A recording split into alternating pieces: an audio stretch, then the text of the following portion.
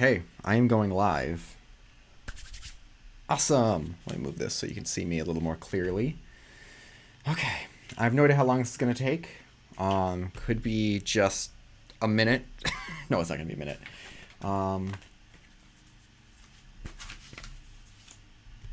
Okay, so... Hey, I'm going to give a shout out to Cuber Guy because he's been here for a while. There's been a couple people here for a while, but Cuber Guy's been here, so awesome. You're asking if winter I don't know, are you asking or saying that winter variation is better than ZBLL? Couple things about that. I'm going to start right off with this. I'm going to try to keep stickering while I talk. I'm going to first try with some tweezers and then go from there. Actually, I'm going to immediately try with some tape. Okay. So winter variation is only like 40 some algs and only works when every single edge is oriented. So if we relate it to ZBLL, I think we need to think not winter variation, but Volk last slot. So for example, if we're doing winter variation, think of it more like COLL as far as what ZBLL is. And I would suggest learning both. So here's the thing. Winter variation... Okay, is this actually going to work? I don't know if this is going to work. Hopefully I don't mess things up when I just start stickering this. But a lot of winter variations are just insert followed by soon. So really, a lot of those you're just learning what to do right after you insert it. Now, if you're considering the difference between Volk last slot and ZBLL, I'm going to say a little secret.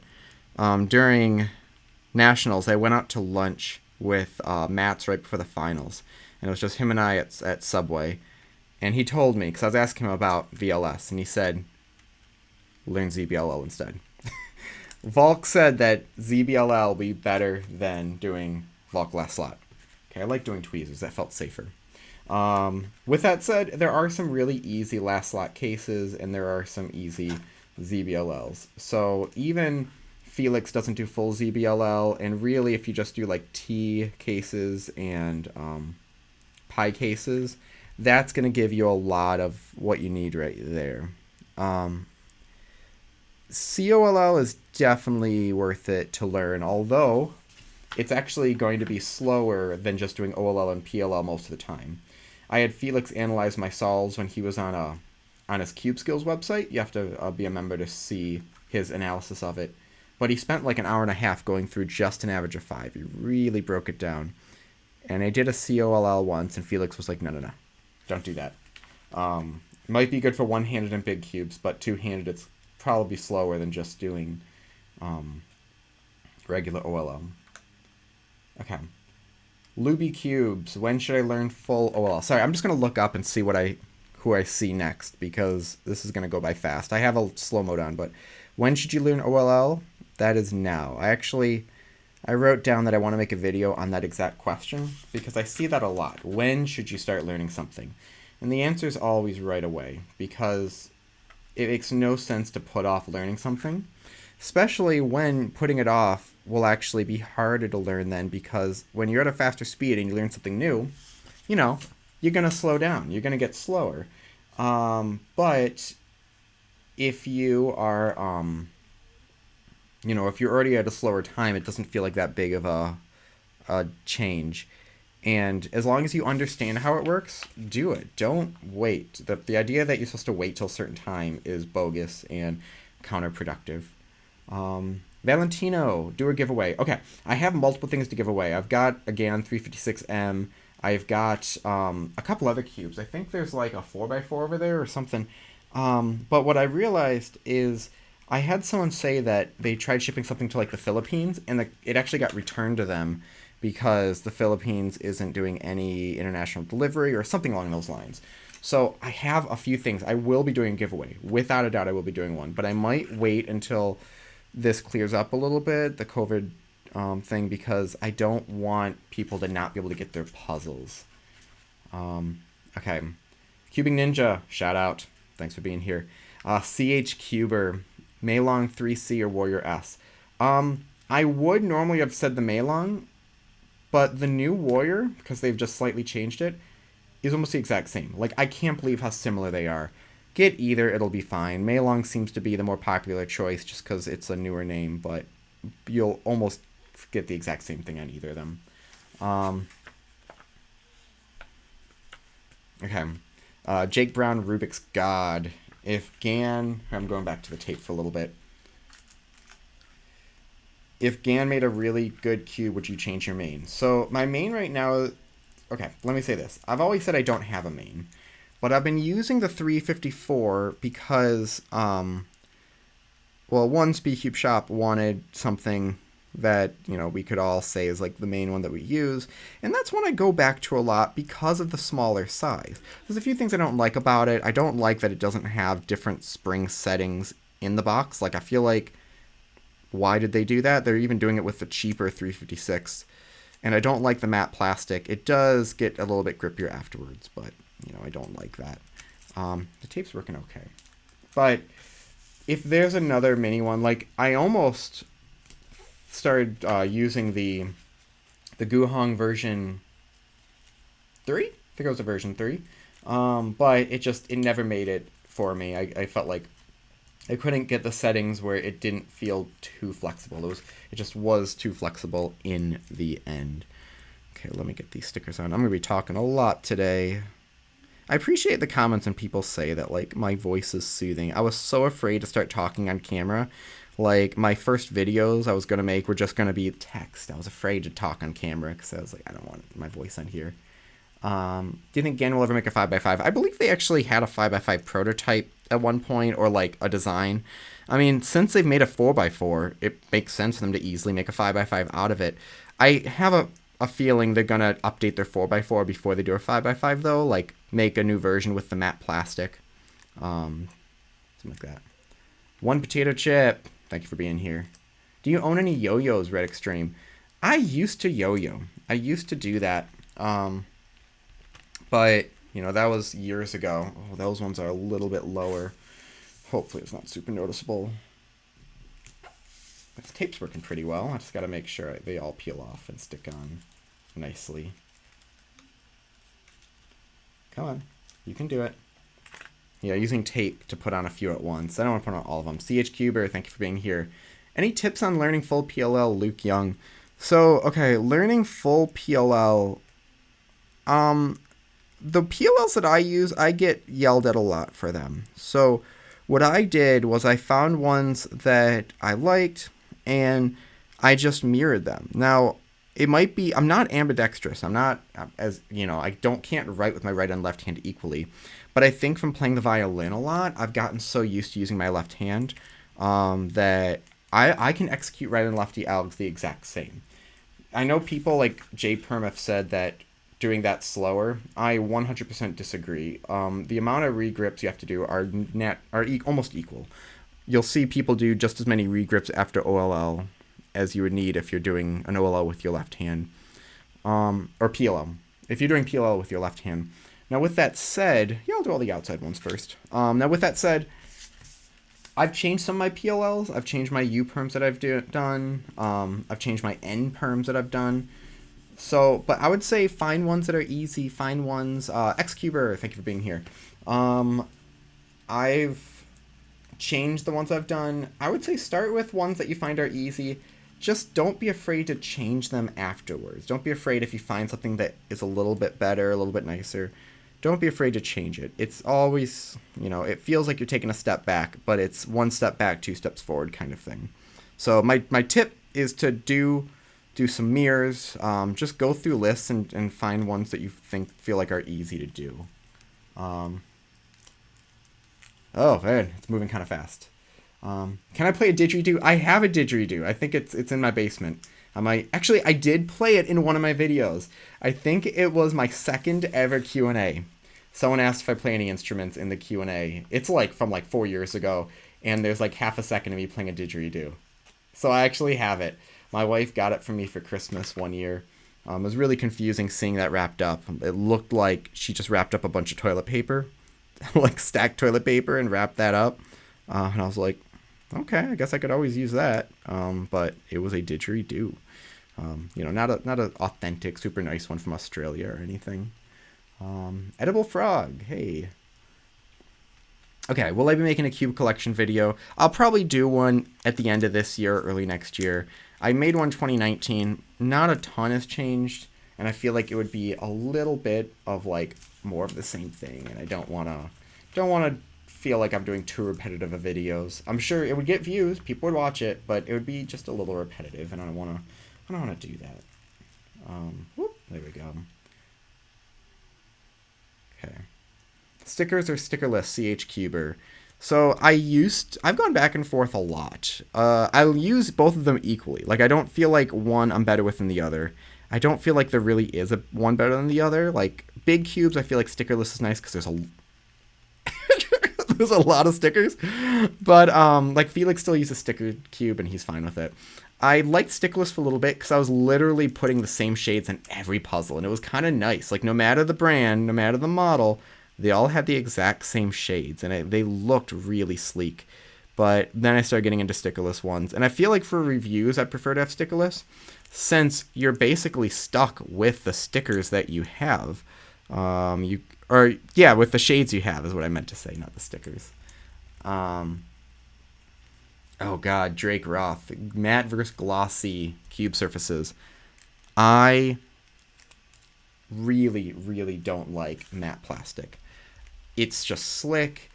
The Gann ones get a little bit grippier in time, but I don't think it hides scratches. It doesn't, like, I've heard people say it's matte because it hides those scratches, but I don't think it does at all. I don't know. Just for a while, actually. So I made a video that was like basically calling out companies for making cubes in matte plastic and making them cheaper price so they're less desirable. And I feel like that was the case, and now finally that sort of changed. What's interesting is Gann's now making glossy plastic, which I think a lot of people are a little upset about. And then, or they're using matte plastic, I don't know what I said. But now companies like Chi are making glossy plastic budget cubes that function really well. So it's kind of, the bubble has popped, I would say. The tables have turned a little bit. Ooh, come on, get these 3 stickers on. So I'm trying to do a few at once. Make it a little bit faster. I just have to make sure, because if I mess up one, I mess up a few at once. Come on. That's pretty good. Thank you, Gil. Is it? Yeah, it'd be Gil. Thank you. Appreciate you being on here. How much DP do you think? What's DP? I've seen that before, but I don't know what that is. Gann, Rafiq. I think if Gann made a 17x7, how much would it be? It would be too much. Now, that's interesting. Are Gann's prices just marketing? Or, do they feel like that's the cost of paying the labor and the designers? Come on, sticker. Get off of here. There we go.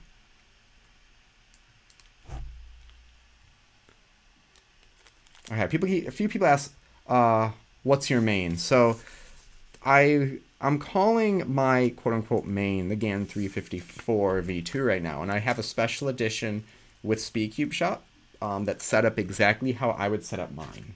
This one right here.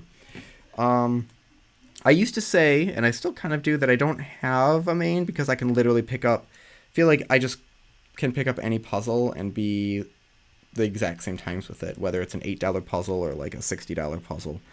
And I used to not say I have a main because I felt like it would be a disservice to you all if I was like, I main this one and this other cube sucks, because I would be really biased towards one specific puzzle.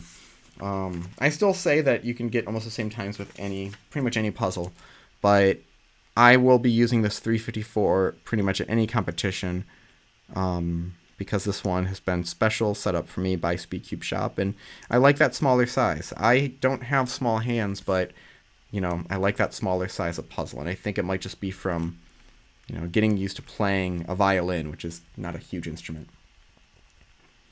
Ekmal LOL? I think that's how it's pronounced. Well, Gann will make a 4x4, a new one. I would say so. I think they're overdue with it.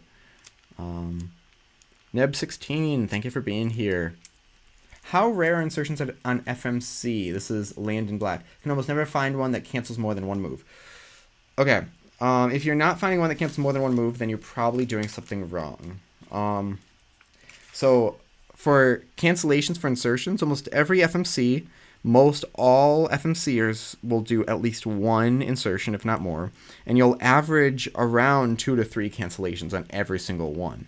So I think the last one I had a cancellation of 2 and then 3, so similar to that. And then one I had 2 and then 5. So if you're only finding one cancellation, go to fewest moves, the insertion, or insertion finder is what a lot of people call it. So, okay, I'm on the tiny ones now. With insertion finder, it's basically spelled, oh, my dog's in the background. It's fewest moves, but it's like .es, so FEWESTMOV.es. And you can type in the scramble in your solution or your skeleton, and it'll give you the most optimal insertions. Okay, so all of these are the exact same size, so they should fit nicely. Now, I don't know if you can see here, there's little squares inside of these other squares. That's not Moyu's doing. I kept having stickers fall off. Sorry, let me try that again. I kept having stickers fall off this puzzle, and I was getting really tired of it. So I got some clear coat paint, and I clear coated this entire thing. Multiple layers. And you know what? I still had stickers fall off. So it's something about the Moyu stickers. I don't think that's normal just because they're smaller.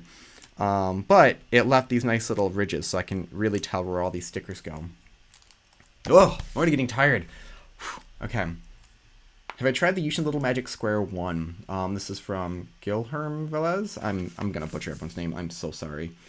I'm actually going to not get most Square 1s. I still am not very into it. And someday I probably will get into Square 1. But until I am, I don't want to do a lot of reviews. I could do reviews and just like my very uneducated Square 1 opinion. I mean, I can give you a basic opinion on a lot of them just because of, I've tried a lot of puzzles. I know what they kind of feel like, but I don't want to give you an opinion on something if I'm not at least somewhat experienced in that puzzle. So I'm not probably even going to order it. I'll probably only get Square 1s when they get sent to me from the factories, and I don't really have options with it. Grimlock297, hey, thank you for being here. If I can add an event to the WCA, Kaylee Thompson, I would, without a doubt, add Mirror Blocks, Bump Cube. I think that is one of the most fun events, and it's one that, especially if they made it happen. Sorry, I need a drink. Get my carbonated water in me.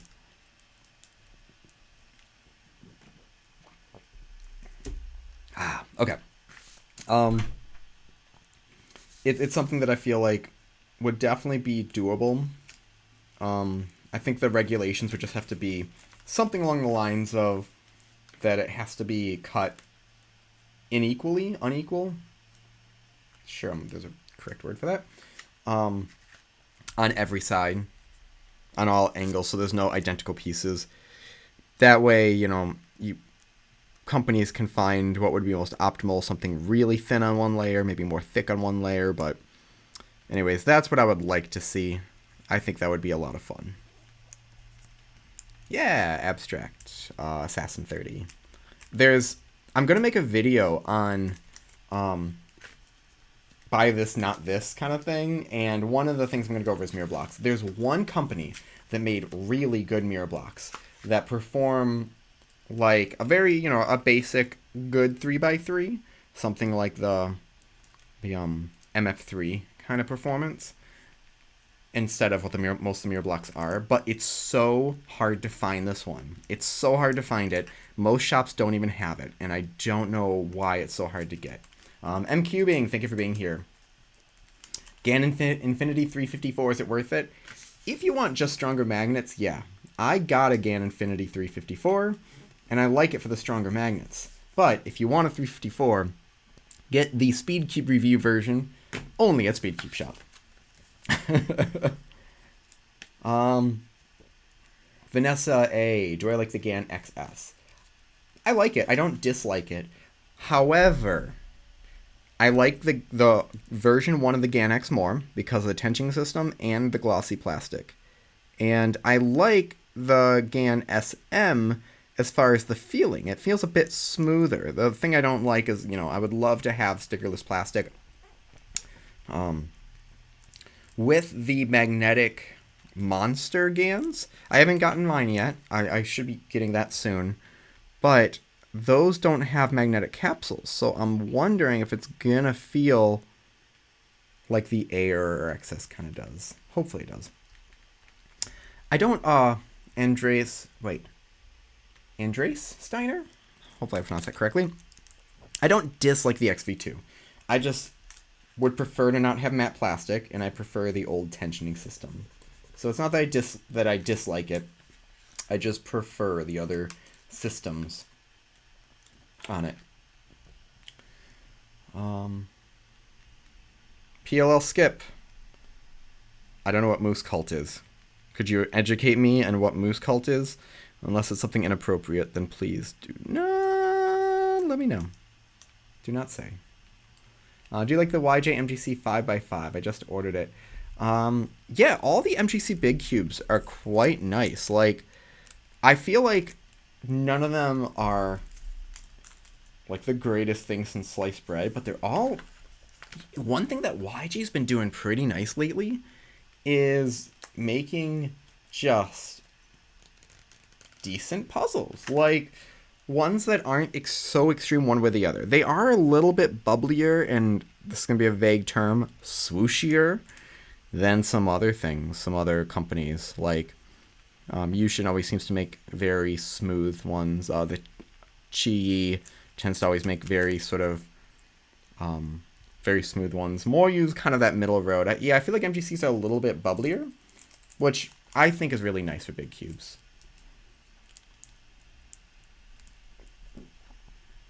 Bjorn Venema? Favorite non-cube YouTuber. Okay, so my YouTube tastes change a little bit. Right now, like, sometimes I'm more educational things. Other times I like political things. Lately, I've been watching a lot of people play Mario Maker. I like playing Mario Maker. I used to make a lot of levels. I made a lot of levels for the Wii U, and they did not transfer over. I'm a little bitter about that because I spent so much time making really cool levels, and you can't play them anymore, and I just didn't want to spend hours remaking them. So I've been watching DGR and Ryu Car. Those are my two favorite. Apparently I live really close to Grand Pooh Bear, like nearby, but I'm more a fan of Ryu Car and DGR. I don't watch them on Twitch, just on YouTube. Other than that, I'm trying to think of other things that I go to right away. There's a few channels that I've been actually like just unsubscribing from lately because I find that they've been a little bit abusive on on trying to become big, if that makes sense. They're doing really obvious clickbaity things, and it's so obvious that I'm just disinterested now. How to know, is MF3 RS3 good? I ordered that and I did not get an email. So you should get an email right as you ordered. If you didn't get an email, check to make sure, open your account. You'll get another email then after your order actually gets shipped. But it's really nice. It's very what's what I'm looking for? Not just smooth, but it's stable. It's a very stable puzzle. And I, like, a lot of people I think prefer the RS2 just because that's more that middle of the road. But it's a nice stable puzzle, especially if you didn't get the magnetic one. I just had to check if you got the magnetic one. If you didn't get that, then it performs really well without them. Gil, do you think that YJU line are competition viable. Find them even more. Yeah, so that actually, for blind, I got like a ton of them. I got, I think, let's see here, 6, 15, 14, 12? I don't know. I got more than 10. And I find them a little bit clunky. Like, they're 56 millimeters, I think, and the edges are very sharp, which feels kind of old school. I feel like everything's getting smaller and bubblier. But, so that's the only gripe I have with that. But other than that, especially being $8, like, oh my god, you could get a bunch of those instead of, for multi-blind. But you can get that plus other ones to at least even have. It's just a really nice puzzle for the price. I don't know if I, like, on my list of cubes I would use at a competition for just a regular one, that's pretty low on the list, just because, like, I like smaller puzzles. But if you like 56 millimeter puzzles, if you like that more old school feel, then yeah, get it. Should I get the Volk? Oh, N Light. Should I get the Volk 4 or the GTS 3M? So, I mean, those are two different puzzles. One's a 4x4 and one's a 3x3. I think that just depends on what you need right now. Oh god, this tape is working so much better. If you are stickering a lot of things, get some just clear tape and do a few at once. Doing all of them on a 3x3 is not bad, but doing just a few at a time, it really, really works well. You just have to keep using a new piece of tape because sometimes the tape gets worn out. For people that are commenting, I'm only looking up once in a while and things are flying by fast. If you have a question specifically for me, put @ and put my name, because it'll show up in red on my screen. And although I still probably won't be able to see everyone all at once as it scrolls by, sorry, you might have to type it more than once. That way I know it's for me and not just conversing with everyone else. Andrew Mahan, sorry if I'm pronouncing that wrong. What's my main 4x4 right now? The one that I'm using more than anything is the Aosu WRM. It's 59 millimeters. I used to use my 57 millimeter Cyclone Boys, but this one definitely performs a little bit nicer. I was using the Meilong that I magnetized, and that worked really well. It was 59 millimeters also, a little more stable. What I don't like, I'm going to say though, the WRM is not perfect. I prefer the performance of the GTS2, the Aosu GTS2. I feel like that is a better performing cube just because the corners are a little more flexible. When they came out with the WRM, they actually just changed the mold. They didn't make it just slightly smaller. They changed the mold. So I would love to see a GTS2 that is slightly smaller. That would be almost ideal for me. Come on, a little bit more to the right. Wow, these ones just...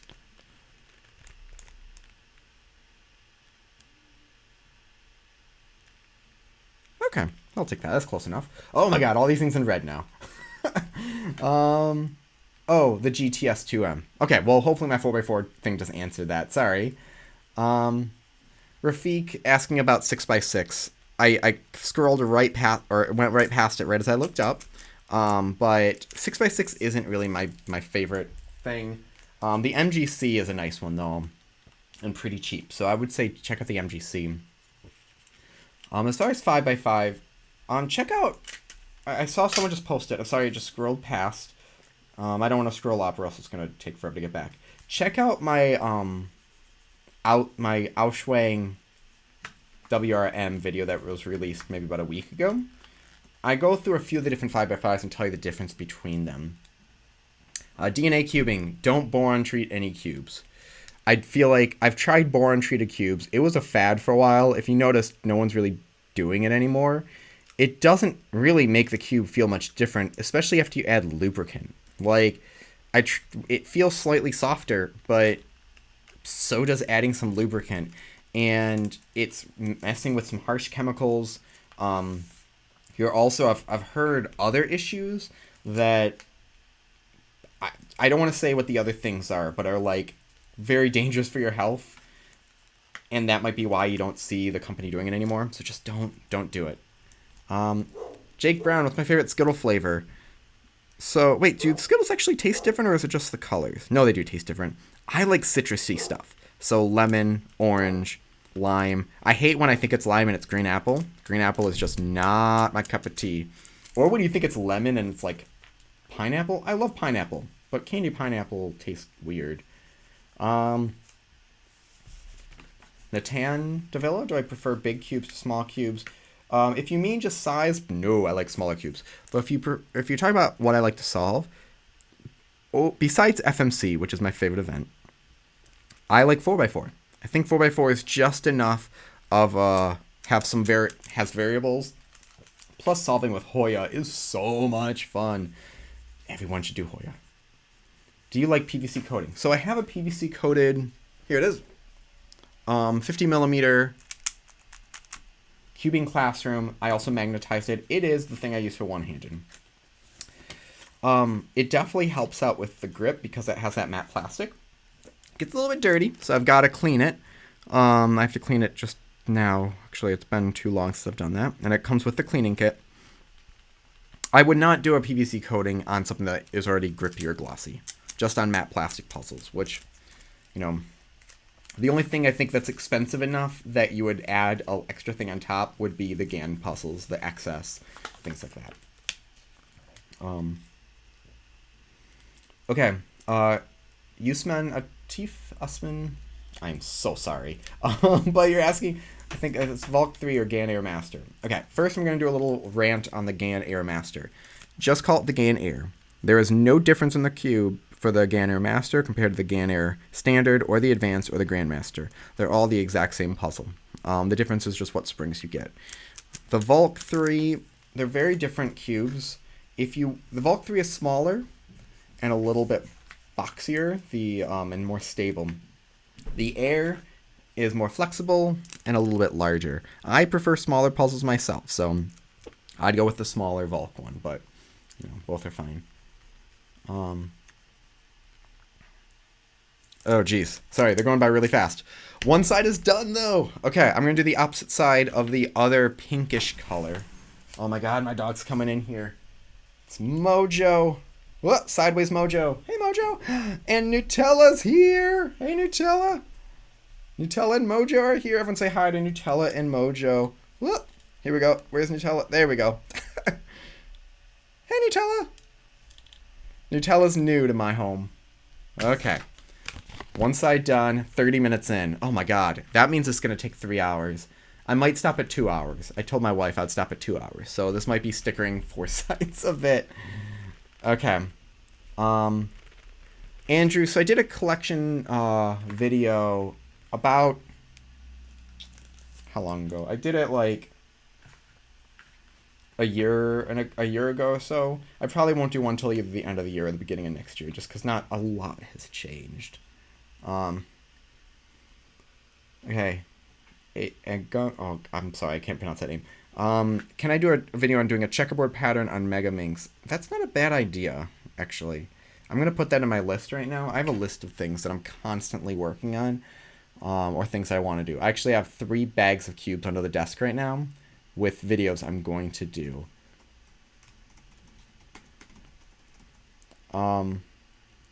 Because I think I remember hearing a checkerboard on Megaminx actually isn't completely possible. There's like some issue with it that you can't do a full checkerboard, I believe. But I'll check that out. So that's good though. What's a good way to memorize for blind and light? So the biggest thing is practice. With blind, for those who have never tried blind solving, the basic concept is this. You give each piece a letter, and you memorize the string of letters. On average, you'll have maybe around 18 total letters. So like maybe 7 or so for the edges, 11 or 12, or sorry, 7 or so for the corners, 11 or 12 for the edges. And then you just do certain, well, depending on what method you do, you just do certain PLL algorithms, like a Y-perm, to swap those pieces around. So it's actually quite simple. What's tricky is first just remembering what piece is what letter. And that you can do different things just without even solving blind, just pointing to a piece. Yeah, that's this letter, that's this letter, that's this letter. Or take your cube apart and go, okay, this one's this one's this. So that's one way of practicing it. But what's difficult is, remembering them. Now, you can turn the 18 or so letters into about 9 words. And that's going to help. Now, oh, come on, stickers, stay in place. Should have made this tape a little less sticky, because it's taking me longer to just peel this off than it would if I just did one at a time. So I did my master's thesis paper on memorization techniques mainly for music. And there's literally a thing called short-term and long-term memory. It's not just like, the cutesy left and right brain thing that isn't actually scientifically accurate. And your short-term memory only remembers about 30 seconds worth of material. And so if you're memorizing 9 bits of information, especially if you're memorizing it for longer than 30 seconds, sorry, I'm missing a lot of questions here. I'll try to get to those. Or just post them again in a second. But you're going to forget things in your short term. So you have to put them into your long-term memory. You have to, and to do that, it takes repetition. So a lot of repetition, and then also having things to connect them to in other parts of your long-term memory. So using words or images, you can connect it to other things. So with practicing blind, you might have a ton of DNF solves, but that's okay because you're practicing the concept. So I know it's not the best answer to say what's the best way to get better, and that's practice. But that really is it, because you're training your brain to do something new. It's not just like learning how to solve. F2L Cubing, where'd you get the mat that has your name on it? So I have a video on this, Inked Gaming. I actually partnered with them for the video, and I did a blog on their own website.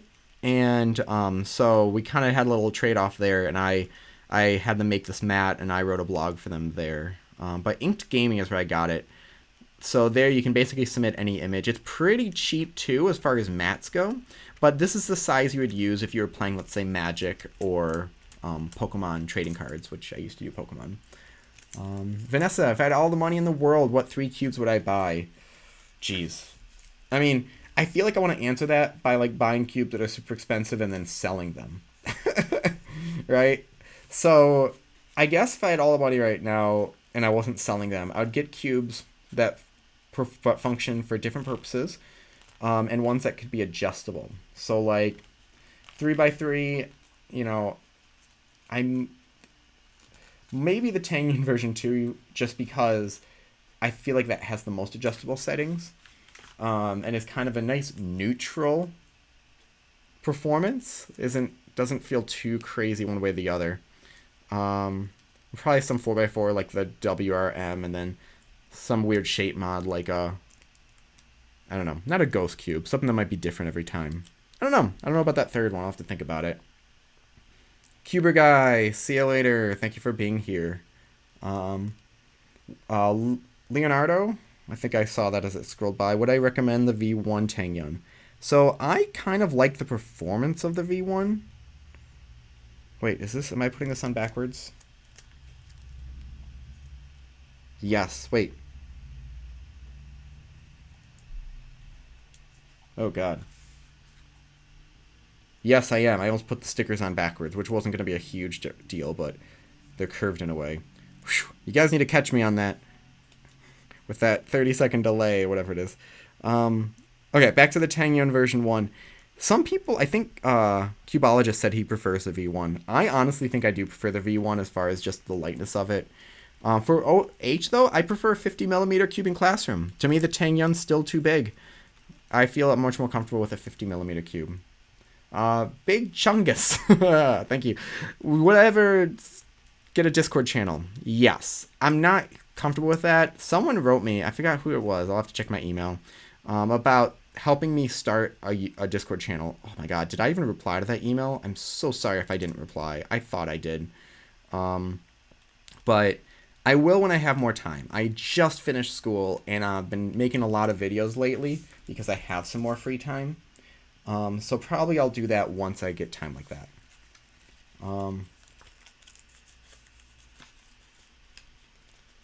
Franklin Garcia, would I rather do WCA events or non-WCA events for the rest of my life? To me, FMC is the greatest event out there, and that is a WCA event, so I would be doing that, which is the WCA. There's not a lot of non-WCA ones besides like mirror blocks that I really enjoy doing.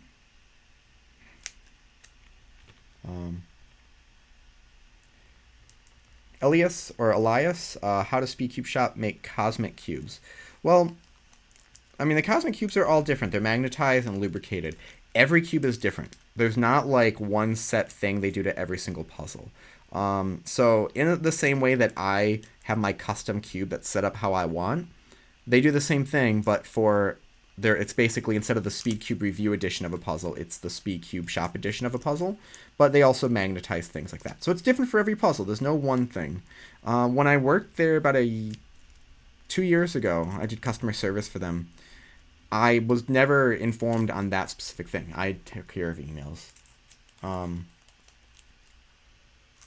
Andrew Mahan, guess how many subs you have without looking. I think it's in like the 77,800 range, something like that. I don't know. It's very slowed down a lot in the last month, which is sad. I mean, I'm still much higher than I ever thought I'd be, but, you know, I don't know. I mean, there's a lot of other big channels that are taking off. I'm glad to see CubeSolve here taking off. I helped him out when he got going, or at least we chatted a lot. I mean, I didn't help him out as far as like, you know, pay for I don't know what that would be, but glad to see him taking off, and I think he's getting a lot of new people. Like, he just hit 44,444 subs, which is nice. Glad to see more people in the community making it work. And it's kind of one of those things that the rising tide raises all ships, which is the idea that, you know, if other people do well, it helps out everyone else as well. Zachary, you should definitely get my 354. It's got, you know, exactly how I prefer. A lot of people seem to like it. So definitely, now it's a little more expensive because they're doing all this lubrication to it and setup to it. But it also helps support the channel. So it's not just, I don't like saying it like that because I don't want to be like, buy this cube because it pays me. That doesn't seem authentic, but, you know, if people want to support the channel, I don't have merch. I tried merch in the past and people rarely bought it. I guess I could start it up again, just have it out there, but I don't know. I don't want to do things that feel like I'm asking for money or I'm asking for things like that. I do these videos because I like it. You know, I'm almost afraid of getting too big where it becomes a job, because then it starts to not be as exciting or interesting. Dina Cuber got a 3D printer and I've been 3D printing some puzzles like Baby Yoda by Red KB. What should you print next? I think Twisty Text, as long as he still has it. Hopefully it comes down here.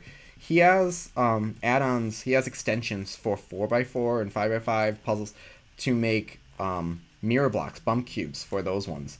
So I've got mirror blocks that went on top of a Kung Fu 4x4 and a Shang Shou 5x5 that he did for me.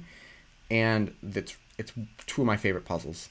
I use the 4x4 a lot, which is a little trickier because it doesn't have fixed centers. So you can't gauge it by colors. You have to do it by size. You have to take like a corner and figure it out from there. I guess you could also just move centers around at the end.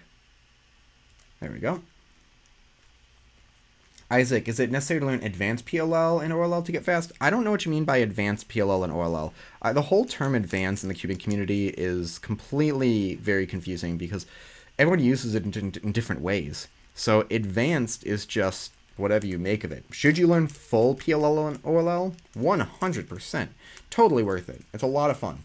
Plus, if you're going to be cubing for years, like let's say you're like, oh, it's going to take me, I don't know, it could take you a day to learn full PLL depending on who you are. But let's say you're like, oh, it's going to take me like 3 months to learn it, which would be learning a PLL 1 or 2 per week. Great. Like, you're going to be doing this for years, so why not just make the most of it? That's why I'm doing a month of Petrus right now, because if I'm going to be cubing for the next decade or so, Why not spend a month into a different method? Every time I've done ZZ, Ru, a different method like that, my CFAP gets better as well. It doesn't actually hurt it. Franklin Garcia, do I listen to music when I practice? Not usually. Sometimes I do, but actually, if I am listening to music, I'm usually listening to what I need to be working on my violin or viola. Just listening to things on repetition can help build up that memory in your brain. So even if I'm not focused on it, it kind of there in the background, helping build my memory. J Cubes is asking about if you'll ever get 100 subs. I didn't think I was going to get 100 subs.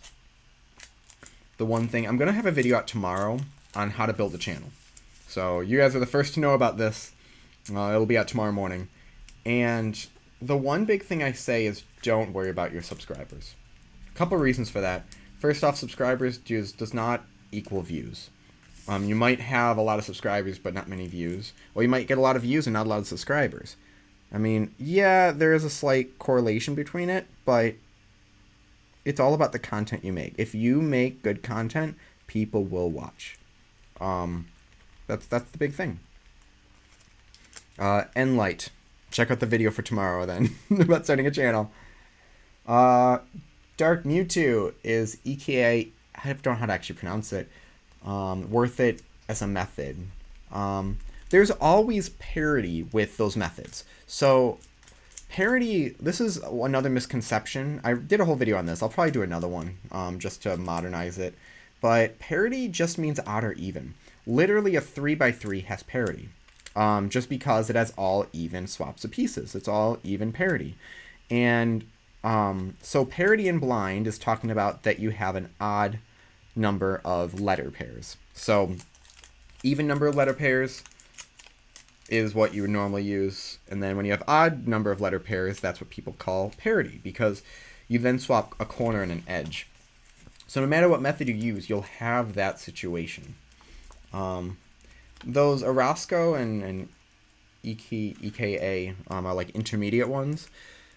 I suggest for edges learning M2 or Turbo, like learning both. Certain people like Mascow says Turbo's better. More people use M2, learn both. Turbo is kind of like doing U-perms, so there's a sort of an easy way of explaining it. Kind of Turbo is like basic 3 style. But I would say after those, just start learning how to use commentators and commutators, and do like intuitive commutators. Jeez, okay, come on, stickers. You can do it. You can come off. I'll let that sit for a second. Andrew Mahan, 5x5. The WRM is a good middle of the road one. MGC is nice as well. Enlight, affordable cube for blind. I'm using, from multi-blind, I'm using the Yulong version 2. I got like 12 of them. They're $8 each. If you buy more, sometimes you get discounts at companies. Abduaziz. What's the best 3x3 under $50? So my big thing I always tell people is there is no such thing as best. Wait. I'm missing stickers. How am I missing stickers? 1, 2, 3, 4, 5, 6, 7, 8, 9, 10, 11. What just happened? I've got 3 on this sheet, but there's 4 here. Wait, does anyone know what just happened? Where are the rest of those stickers? They're not on this tape. They're not on this tape. Did I double up somewhere? What? What? Where did those go? Wait, yeah. 3-blind doesn't help with FMC at all. I mean, it might help you learn commutators.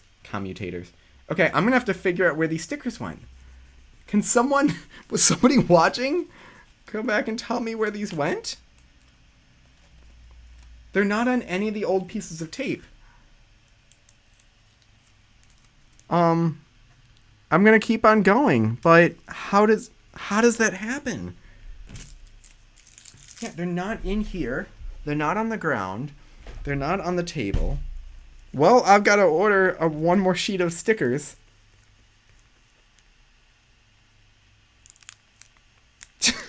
How does that happen? I'm not... Yeah. 4, 6, 9, 10, 11. Wait. I see them. There's one there. Where's the other one? I did double up somewhere. It's there. How did I do that? Oh my god. How did I do that? Did someone notice and say that? Yeah, KPC. This is... Come on.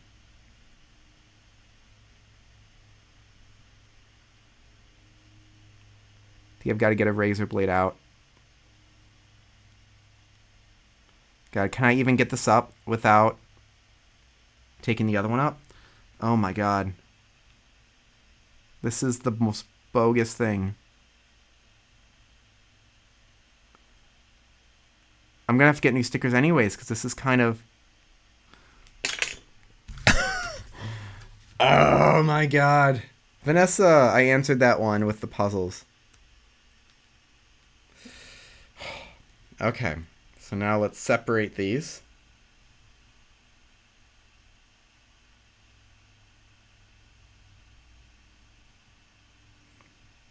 I can't believe I did that. That's where using tape, I guess, can go wrong, because you just don't pay attention at all. Oh, no. No, no, no, no. Oh, this is sad. This is so sad.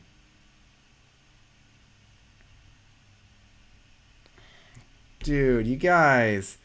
This is ridiculous.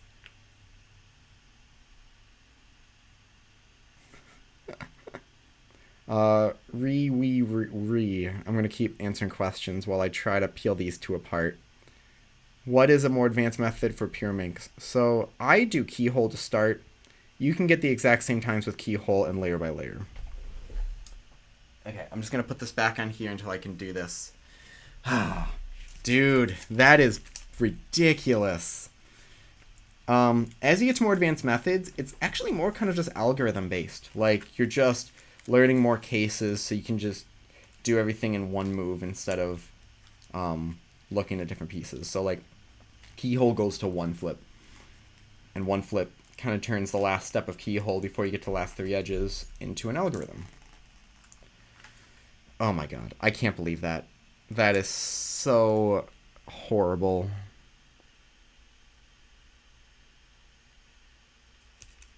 Okay, I'm going to peel up this other one that's doubled. And then try to separate these later. Maybe use a little bit of glue or something to put them down. Dang. Okay. Speak Cheap Shop, I'm ordering a little more stickers. Yeah, blame it on the dogs. They distracted me. Mark Triple, what's with the color scheme? So, I've had a 13x13 for a while, did a couple solves on it, but it just sits around. It's kind of a showpiece. And now I have a bigger cube. That was the biggest cube I had till I got my 17x17. So what's the point of having a 13x13 that looks like a normal cube when you have a bigger one? Well, you make it look fancy schmancy. So we've got this fancy color scheme. I put a vote on Instagram, and the vote on Instagram for the colors ended up being almost a tie. There was this. There was a couple that were like all metallic colors, and then there was one that was all black and white. And it was almost a tie. The metallic one actually did win out a little bit, but Blake Thompson I know would like this one, so I'm doing this for Blake Thompson. Maybe I'll force him to solve it at a competition. Thank you for putting my name when you ask questions so I can see it right away. Any Shavir?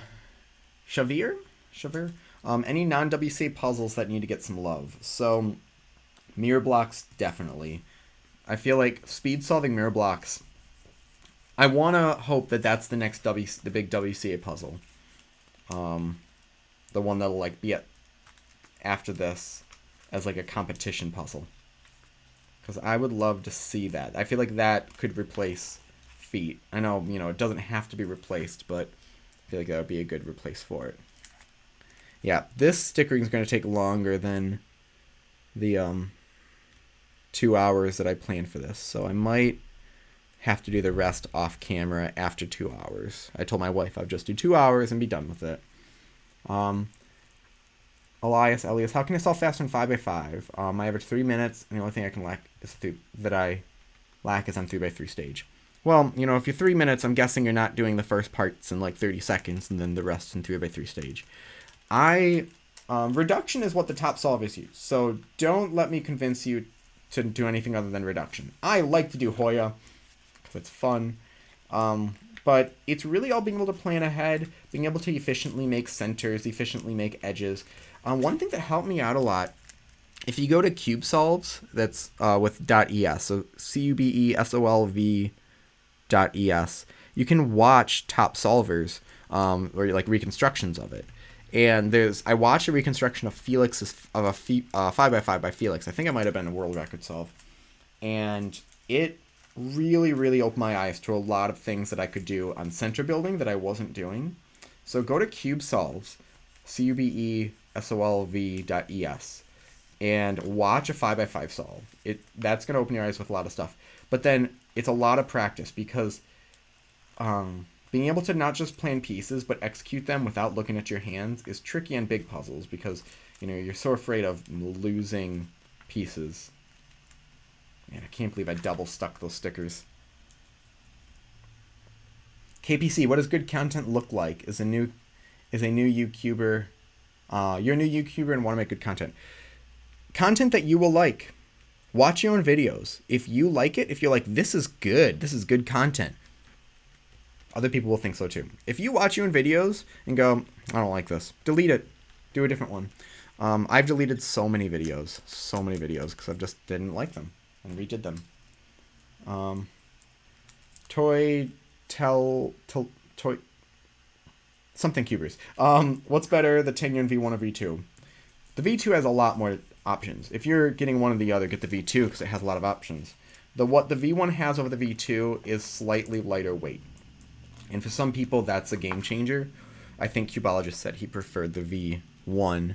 I sometimes like solving the V1, but it's with a lot of setup, a lot of slowing down of the puzzle. Yeah. Oh, Tim Mayer, thank you so much. Wait, CHV, I didn't see that as well. Thank you, CHV. The advanced check out One Flip CHV. Sorry about that. I missed that. Thank you for that. And Tim Mayer. Oh wait, that's the same thing. The CHV is the price.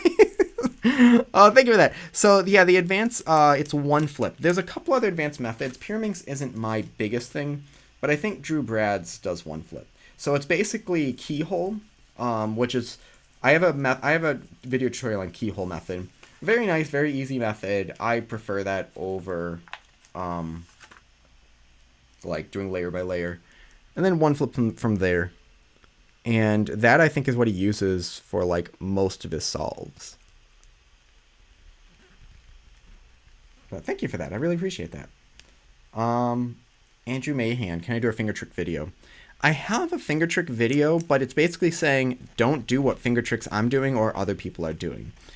And I'm mainly just repeating what Felix said. So Felix has a video, I think it was in a video maybe on one of his PDFs, that he says don't do exactly what he's doing. And the reason is he doesn't do exactly what other people do as well. Some puzzles, people seem to be able to finger trick differently depending on just, how they've gotten used to turning a puzzle.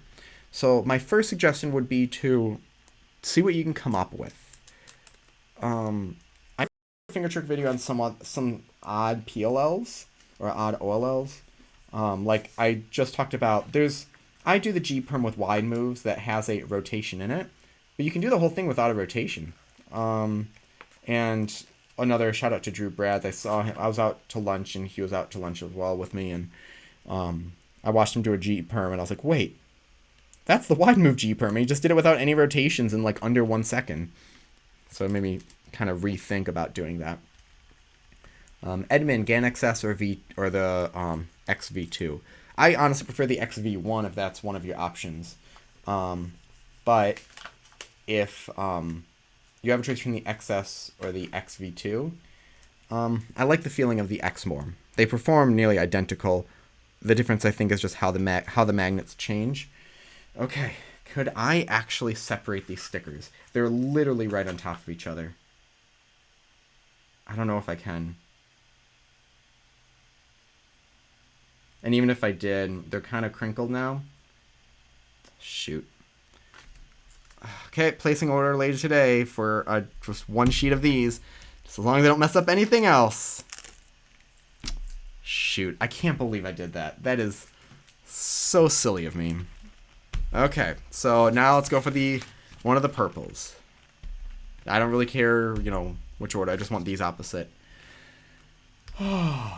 Best 10 by 10, Maximilian. I like the Shanksha ones because I like that pillowed. The Yushin ones I think are a little bit faster out of the box, but I like that pillowed feel of the Shanksha ones. And the matte plastic's okay because it's so large you're not speed solving it anyways, and it just feels kind of nice and soft. So yeah, definitely get the 10 by 10. I think, here it is right here actually. Here's the Shanksha 10 by 10. TH Cuber, if you could go on any holiday, where would you go? What time of the year? There's all these places I want to check out, like places I've never been. I've never been to Japan, never been to Australia. I went to Europe, and I kind of want to go back to like France and Belgium and go around on my own accord, because I went with an orchestra. I am dating myself here. In 2001, I went with an orchestra and toured France and Germany. Landed in Belgium, but we didn't play anything in Belgium. And we were only in France for like one or two stops. Twisty Tex. Oh my god, you're incredible.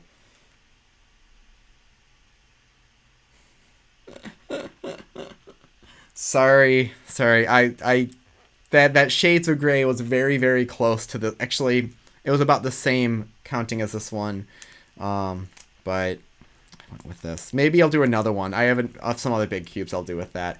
I'm making a video soon on some of my favorite puzzles, and your bump cubes are gonna get a shout out for sure. I just still love that 4x4, especially the magnetic 4x4. Are those what am I thinking of? Are those extensions still on your website? Someone was asking about, they have a 3D printer and they want to know what they should do, and I didn't know if they're still up on there. But thank you so much. It's been a while since we've talked. I feel bad about that. Now that school's done, hopefully I can have a little more free time. Caitlin Patterson. Thank you very much. Mark Triple, what would you say is the best N by N to get after owning a 1 through 7? Well, I'd say just go all out, get something like a 10 by 10 or larger. After a while it honestly gets a little tedious. So it's going to be something that you'd want to just sit down for a while and solve. I feel like that Shanksha 10 by 10 is a good size. After that, it just gets really hard to handle, and your hands actually can start hurting just because the sizes start getting larger. Come on, sticker, get down there. Andrew, I will be doing more live streams. I'm feeling more comfortable with using multiple cameras and things like that. So I might do, like, when I'm finishing up Petrus, maybe I'll do a live stream of, like, my final 100 solves or something. Or final 50 solves of the month. Maybe not make it as much of an event like I did before, where it's like, it would be this whole thing where I'd sit down, have my wife, look at all the questions and moderate and stuff like that. Just make it a little more casual. Something sort of almost like a Twitch stream. But I thought about doing Twitch, although it's like, I'm only doing YouTube. Is it really worth it to do Twitch? I guess let me know. Wow, Ninja Cuber. Thank you. Is there a hand tackiness product? My hands get dry and I can't grip well. Okay. Yes.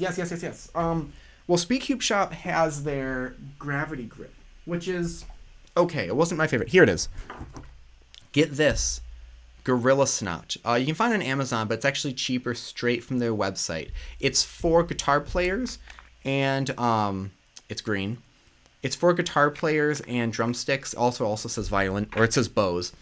And it's like a resin. It's like a tree resin, and it goes in your hand. It's kind of tacky, but then it just rubs off like it's almost like or rubs into your skin like a lotion, so it doesn't. I think it smells very of like cedar. So if you have any allergies to tree sap, just warn with that. But it like goes away, so it doesn't leave any residue afterwards.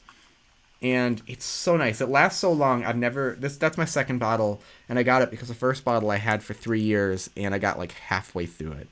And then it started to dry out after like 3 years. So Gorilla Snot is the way to go.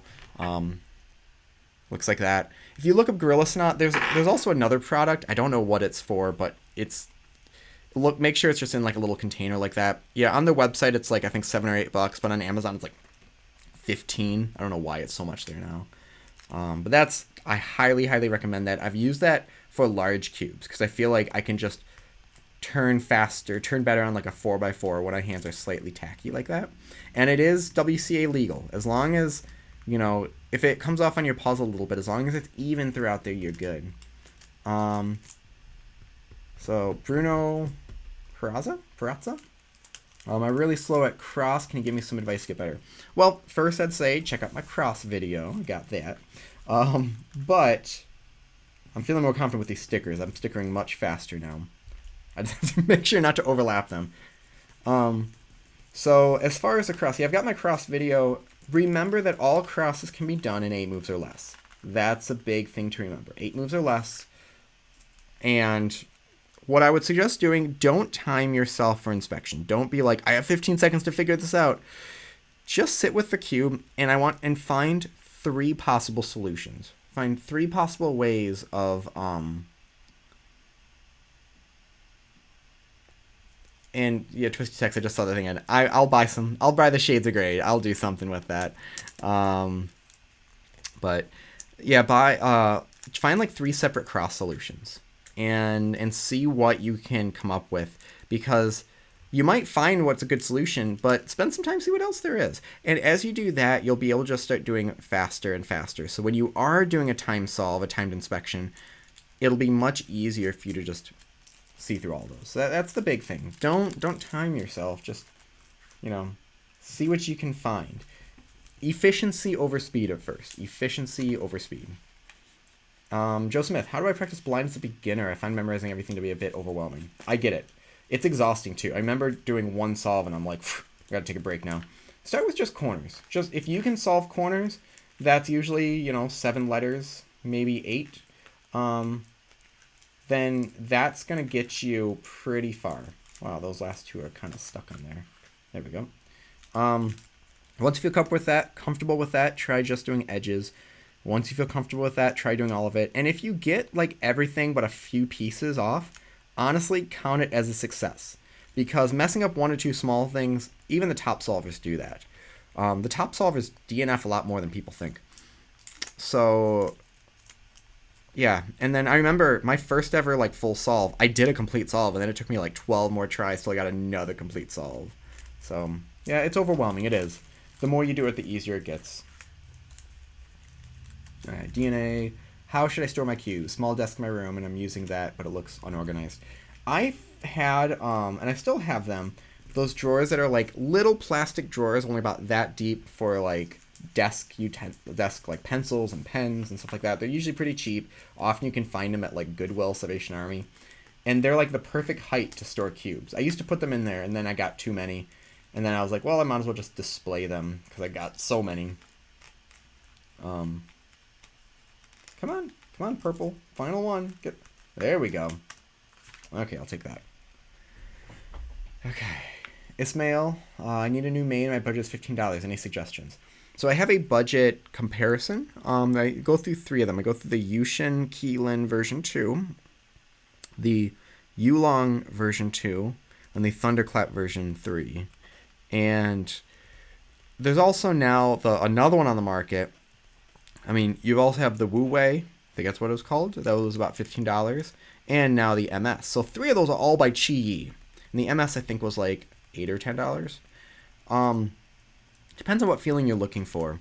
None of them have adjustable magnets. I feel like the MS is a very nice middle of the road one, while the Thunderclap V3 feels very elite. It feels like something like a Valk Power might be, but on a budget line. So if you want something that feels elite, but on a small budget, get that one. But if you want something that's middle of the road, maybe the MS. Joanne, do I use a Mind Palace for blind solving? So what Mind Palace is, it's an old technique. Like it's something that what is it? Not Greek. Try and get this tape a little less sticky. But where you have like rooms, you have a place you go that you memorize things, and there's items in that room. Kind of. So I do use rooms when I do multi-blind. It's my house, and so each room is a different cube. My bedroom is the first cube, and like I do like half of edges on my bed, half the edges on my nightstand, and then corners on my dresser. And I have an image of things there. Usually it's some other image on it. Like I don't have a bunch of stuff in the room. It's just literally what my room normally is. But the reason, so I do have that. It's just my house, and then I transition to where I teach lessons at normally when we're not in lockdown or quarantine. The reason for rooms, if you don't know about blind and you're wondering about that, the reason is that it's like a familiar place. So instead of just trying to remember a bunch of letters or sounds, you can have images. But the images aren't just random. They're in a place. So I can kind of remember a little bit from my last competition, which was like half a year ago. And I can remember some things. It's still very vague, but there's something about like an eyeball on my nightstand because I can visualize that picture that's there. And that's that point of it. Because if you're going to be memorizing anything that takes longer than like 30 seconds, you need to put it in your long-term memory. That's just literally how your brain works. And having places, having images, they're able to connect to those places. They're able to have something to link to. So yeah, it's almost necessary for Big Blind. Mark Triple, thank you for asking so many nice questions. That's good. What do I think of the YJ timers? I haven't gotten one yet. I don't know how I feel about the Pocket one. The Pocket one looks really cool, but for me, I have a cell phone. I don't know why I would use it when I have a cell phone. I think it'd be a good gift for a kid that doesn't have a cell phone, doesn't have another timer. They can carry it in their bag, in their pocket, and then act like it's an official solve with like actually putting your hands down like normal. That's a little off center, but I'm okay with it. As long as I just don't overlap them. Shavir, do I prefer sticker or stickerless? I go back and forth a lot. Currently, I like stickerless just because as far as reviews go, you can change stickers, but you kind of have to stick with whatever the stickerless one is. So I like getting stickerless because that one, I think it's necessary for reviews. In the past, I used to get a lot of stickered puzzles and put all of my own shades on it because I thought it looked really nice and really cool. Plus, I could be a little more unbiased with my reviews based on performance. Also, at the time, stickerless cubes were illegal. Leonardo, how did learning a different method such as root improve your CFOP? Apologies if you answered this already. Actually, I didn't answer this, I don't think, too much. So what it helped with a lot was block building and edge orientation. So ZZ helped with edge orientation much more, but doing block building and edge orientation at a fast pace. Being able to look at it really fast, very quickly, and say, oh, I need to do this and this and this. And so during CFOP, a lot of, fast solves do X-cross or kind of free FOP block building. Now, real quick, X-cross isn't essential. Even Felix doesn't do X-cross most of the time. He just does, cross for pairs, stuff like that. And for X-cross, it's not, when you do that, you're making a block. You're making a 2x2 block plus the other cross edges. And yeah, so Rue and ZZ do that block building. Now, Petrus is actually, I feel like, has helped even more because you literally make a 2x2 block. With Rue, you're making a 1x2x3, so it's a little different. But yeah, it helped me with that. It didn't really mess up CFOP because even though I took a month from doing it, I still was solving the cube, still practicing looking ahead, still, still moving my fingers, still practicing that. I didn't forget how to do CFOP. But yeah, so that's how it mainly helped me. Jay Quinlan, what's your favorite cubing event? Without a doubt, FMC. FMC is my favorite event ever. Actually, someone asked me, this wasn't a question on here, someone asked me why. Rafik, yes, I'd remove clock from WCA. I'd replace it with Mew blocks. But okay, someone asked me about how I got into FMC, why I got into it. And so after I did a month of Ru and month of ZZ, which I literally did because I got a sub 10 solve, and I'm like, I'm happy. I don't care if I get faster. So I'll do other methods, which inevitably helped me get faster. But after I did Ru and ZZ, I forgot which one I did first. I think ZZ. I was going to do Heist method, which Heist method is kind of a fewest moves method. You build a bunch of squares, which is a 1x2 square. You make like a bunch of those, and then you orient edges, and then you use like commutators.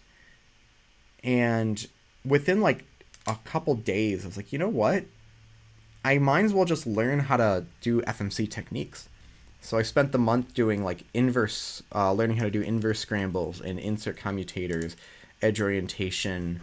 I mean, those are the three big things. But yeah, and then after that, I realized FMC feels like a whole new puzzle. Just like, it feels like a puzzle in general, not trying to speed solve something. It feels like doing a Sudoku almost. Thank you for using Elias or Elias. I'm going to say both because I don't know. Thank you for using the discount code SCR. Yeah, Yushin 7x7 is really good. I mean, Kevin Hayes uses it. Or uses the Hayes 7 now, but... Turtle Goo. Love the name. How do you remember setup moves in blind or not get lost with it? Do it with your eyes open for a while. I remember having to, like, visualize, like 3D visualize a puzzle in my mind, which I understand, you know, visualizing something in 3D in your mind is not easy for everyone. Come on. Okay, the tape is definitely not sticky enough anymore. Shoot. Hopefully I don't overlap anything. I've got some weird stickers up here. But I had to do it with your eyes open for a while. In time, like I don't remember, like, for L I do this and this, for Z I do this and this. But I know, like, oh, if I have that piece, to get it to here, I need to do this move. Or so it's... I was actually, one of them I was doing I was doing 3-move setup instead of 2. Because I didn't realize there was a 2-move setup to it. And then when someone showed me, I'm like, oh, that makes a lot of sense. So it is kind of an intuitive step with it. So DNA cubing, Twisty Tech's website, I think it's just Twisty Tech's. I'll have to remember, if you're still on here, Twisty Tech, could you post your website in the comment section? If not, I think if you Google search Twisty Techs, it should come up. I can't imagine there's a lot of other things like that. Jamie Baxley, would learning different methods help you get faster? 100%. I mean, think of it in the long run. If you spend a month, I mean, honestly, you could spend a week doing a new method, and that's all you really need. But spending a month doing a very different technique in the span of, like, let's say cubing for 5 to 10 years, totally worth it to do that. Plus, you might find a method that works a little bit nicer. Like, you might like, if you do Hoya on 4x4, you might find that you like it. Some of the top solvers, I said this in another video, like Felix and Sebastian Weyer, neither of them have told, they told me they've never even really looked at it. They've never really tried it. So, you know, they might try it and not like it, but sometimes people just are afraid to try it because they think all the top solvers don't do it. But even if you try it, then go away from it, no matter what, it'll still help because it's still practicing. Oh, that one sticker still has paper on it. This purple one's having a little more paper on the sticker compared to other ones. Well, I'll get these on first, and then I'll try to get that paper off.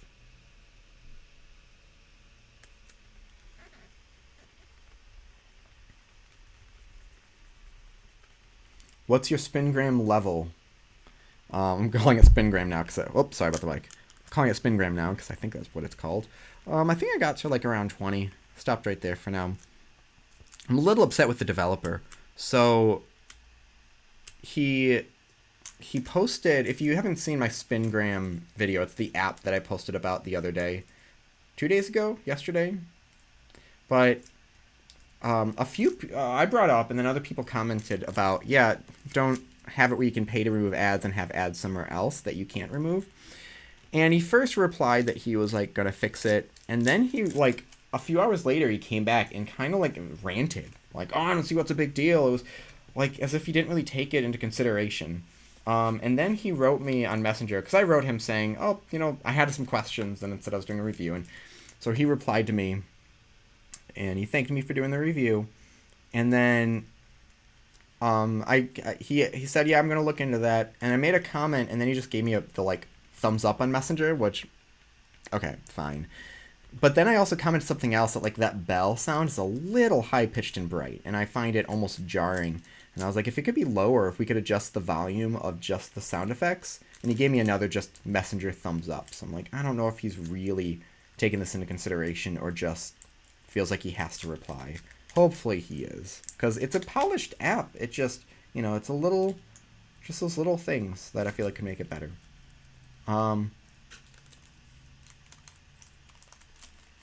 Big E Cheese, do you buy yourself custom colorways like Speak of Easter?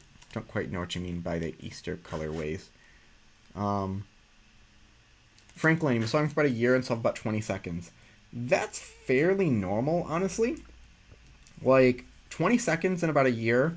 There's some people that, they get faster, but there's other people that after multiple years, they're not at 20 seconds. So you're not too far off. And around that time is when things really start to, progress seems to slow down. So, just keep going at it. I can't tell you any specific details unless I see you solve. But, oh, by the way, how do you guys like this sort of multiple camera thing? I am super excited that I figured out how to do this. So let me know in the chat if you like this, because what I want to do in the future is do like a thing where one camera's on my hands, one camera's on me, and then like it's also showing a timer so I can do solves. Oh, that sticker's really close to the edge. Boo! I think I can still tweezer this one off. Yeah, because it's so close to the edge. There we go. Being a little bit reckless. Okay.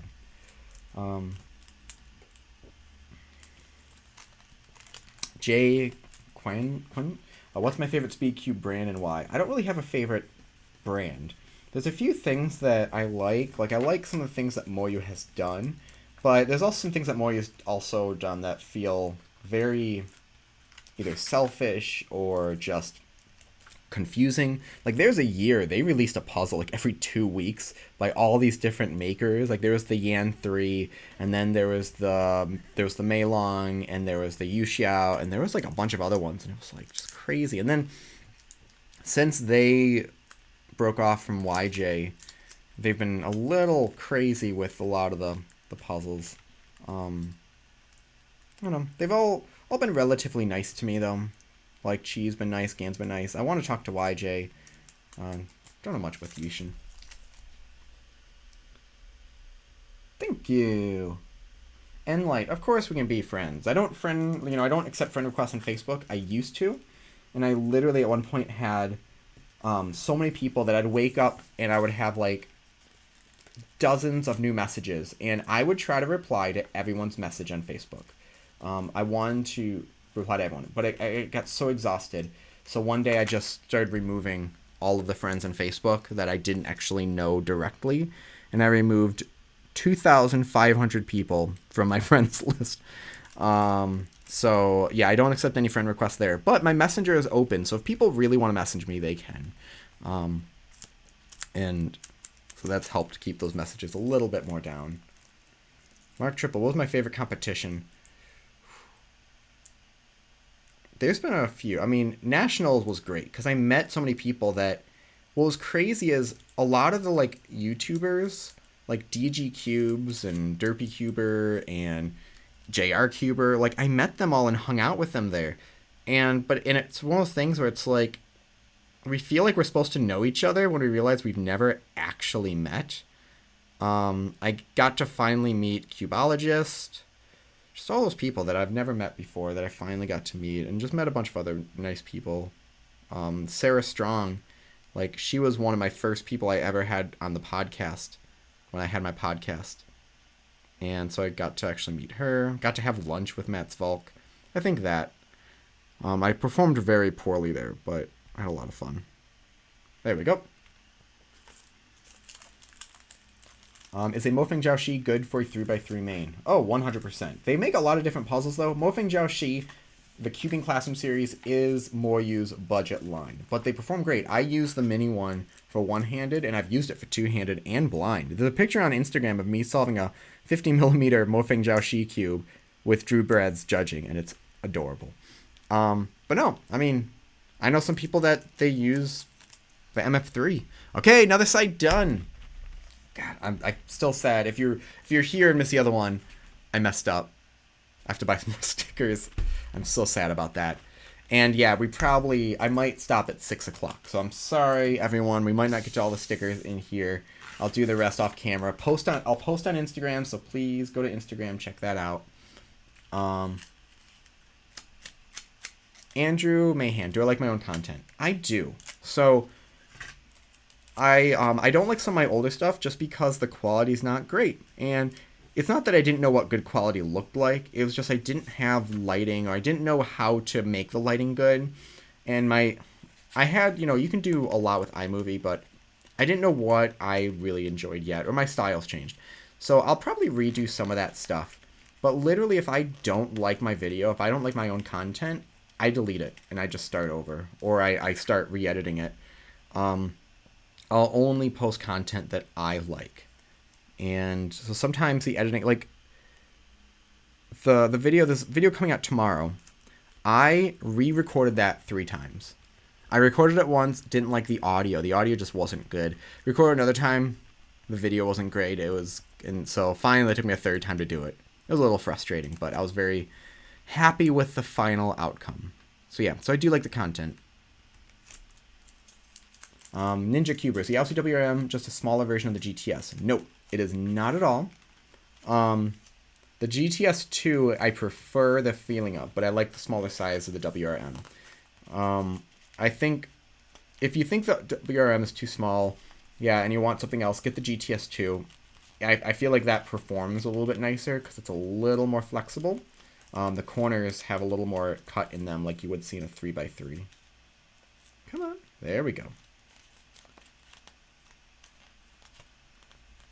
Man, I can't believe I thought I could do this in like well, I tried to guess how long it'd take me to sticker things up, and I guessed about an hour and 40 minutes.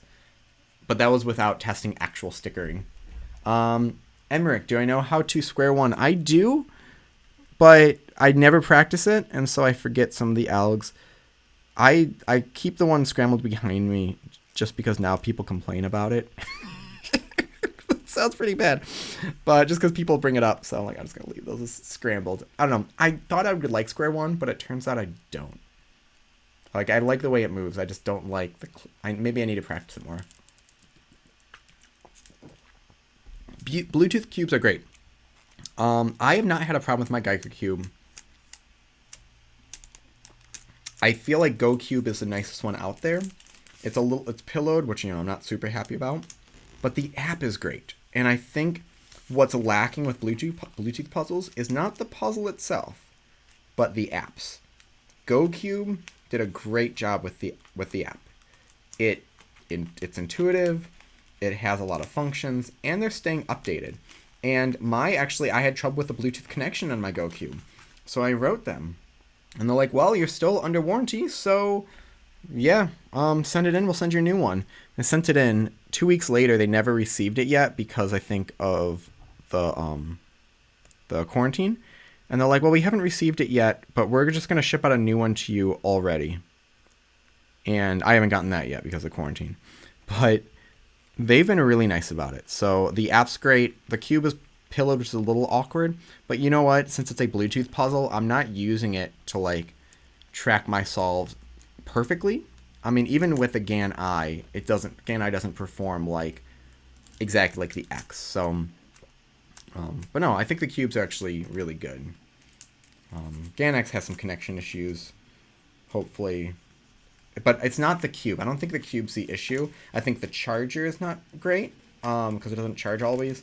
And the app itself or the servers are bad. I don't think the cube so much is. Andrew, will I review the Qi MS cubes? I already did. I actually reviewed it before they came out. So just go back. When I reviewed them, they didn't even have a name for them yet. I had to write Qi and ask what it would be called. But I reviewed them. I think I might delay reviews in the future because I reviewed them and people don't know they even came out, or they forget about them because it's been some time.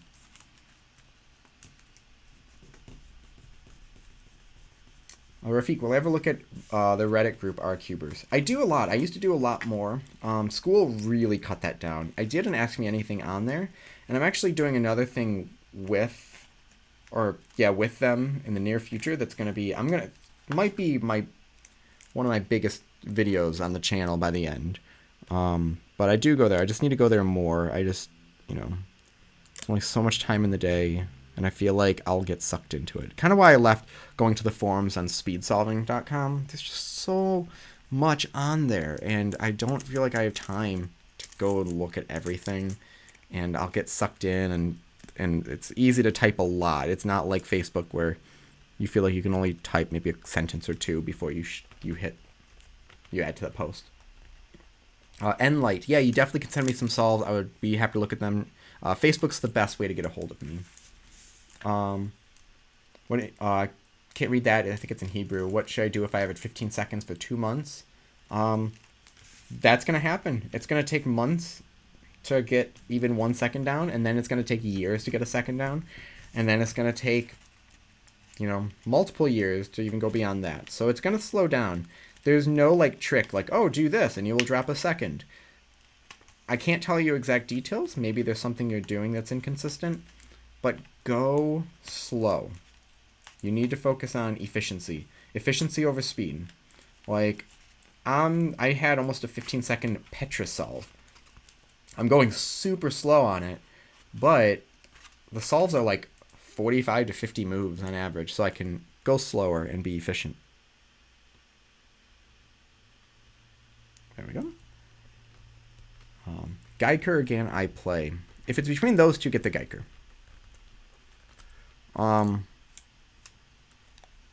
had fewer issues with the Geiger at least. I mean, with that said, the Gann, you might be able to contact them more than Geiger, because I don't even know who you'd contact if you had issues with your Geiger cube. I don't know. Honestly, if it's between those two, whatever interests you more. I mean, the Gann one's more popular. With the Geiger, I took mine apart and glued in the magnets and changed the stickers.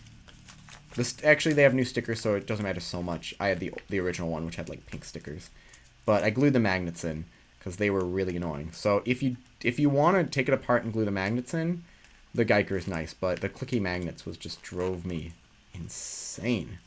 Come on, sticker, get off there. Okay, I'll take care of you after. Andrew Mahan, good estimate on how long I'll be cubing.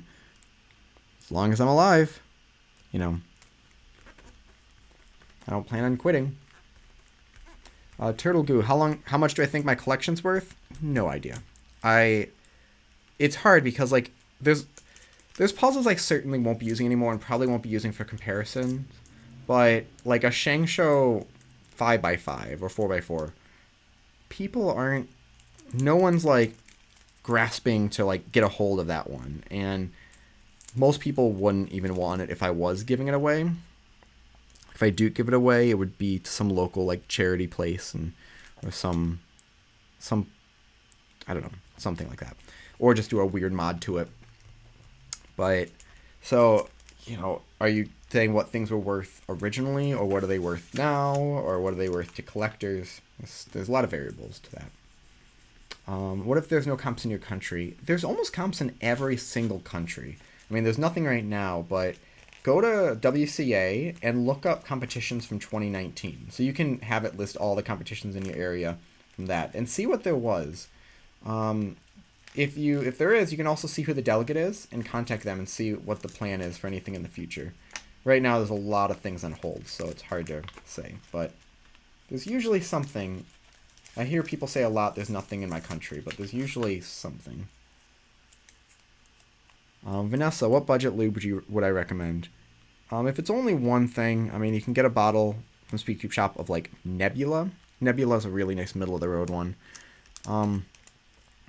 I've gotten a big bottle of Factory Team lube, but that's more than you'll ever need.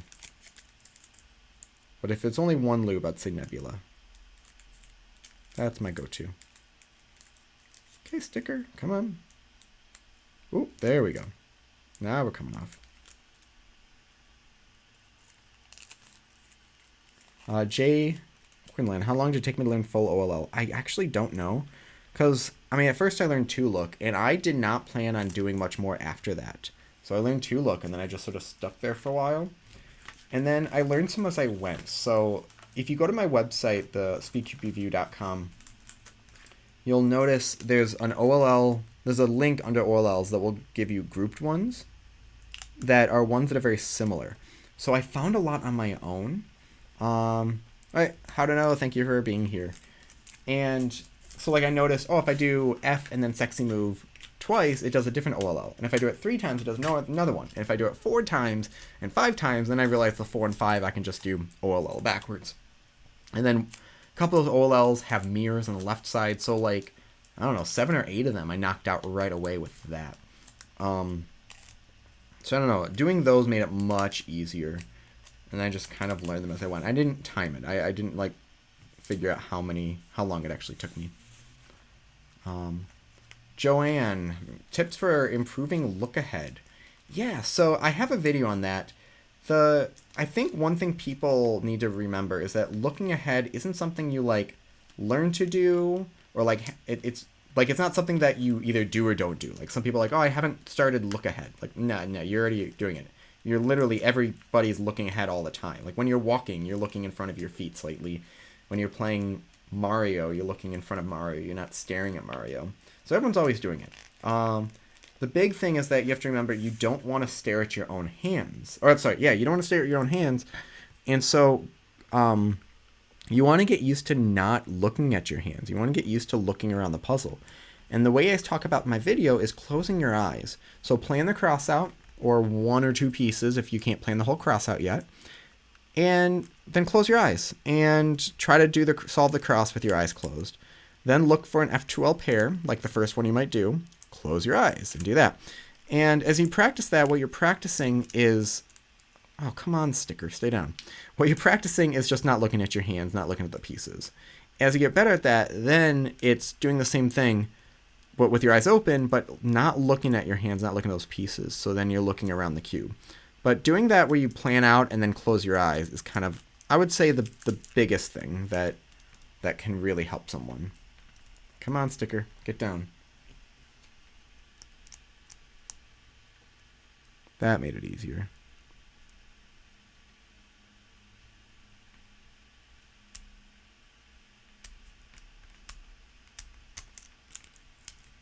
There we go.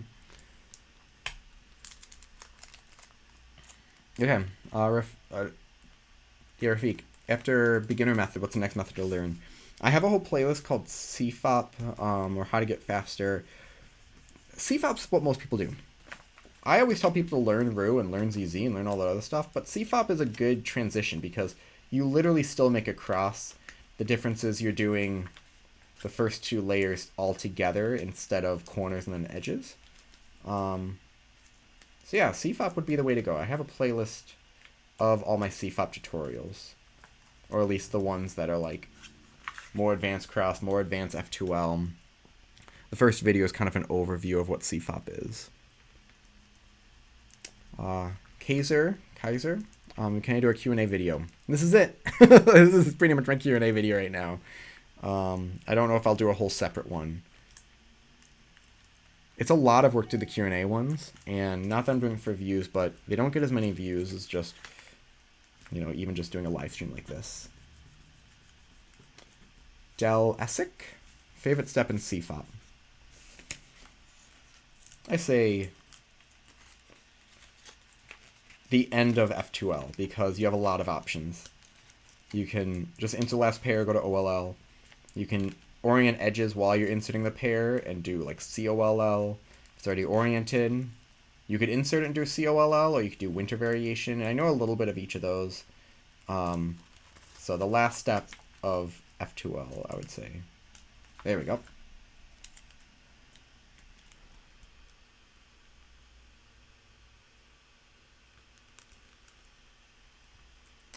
Elite Cuber, thank you for being here. I appreciate it. Again, 356M or the XS. Well, those are very different price points. The 356M is going to feel more like an X. If you want an X at a cheap price, get that. The XS is a much lighter, airier feel. Honestly, I like the feeling of the X and 356M a bit more. I don't like what they're doing with the tension system. I feel like they're very either limiting it or make it very confusing. Bring back the V5. Hashtag bring back V5. Come on, sticker. You can do it. You can do it, little buddy. There we go. Jamie, have I tried out the Maylong Timer Cube? Fun story on that. I got it, and I tried it, and it didn't turn on, and then Magna got stuck, and the whole thing is junk now. So what I don't like about that is it doesn't stop itself when you align it. It literally is a button on one corner that you press and then unpress.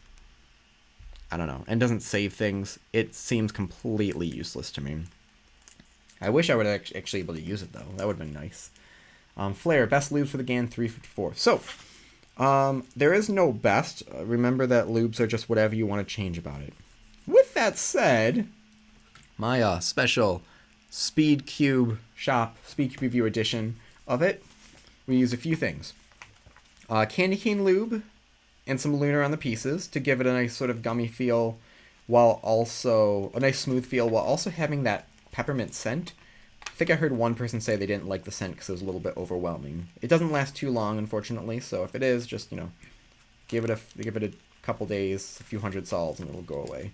There's also some Controleus in weight 6 to bring the speed down a bit, make it a little bit more controllable. So I use a combination of all 4 of those lubes. Oh my god, these stickers are really not wanting to come off. I wonder what that happens with some of the vinyl. The stickers just kind of want to stay on the paper.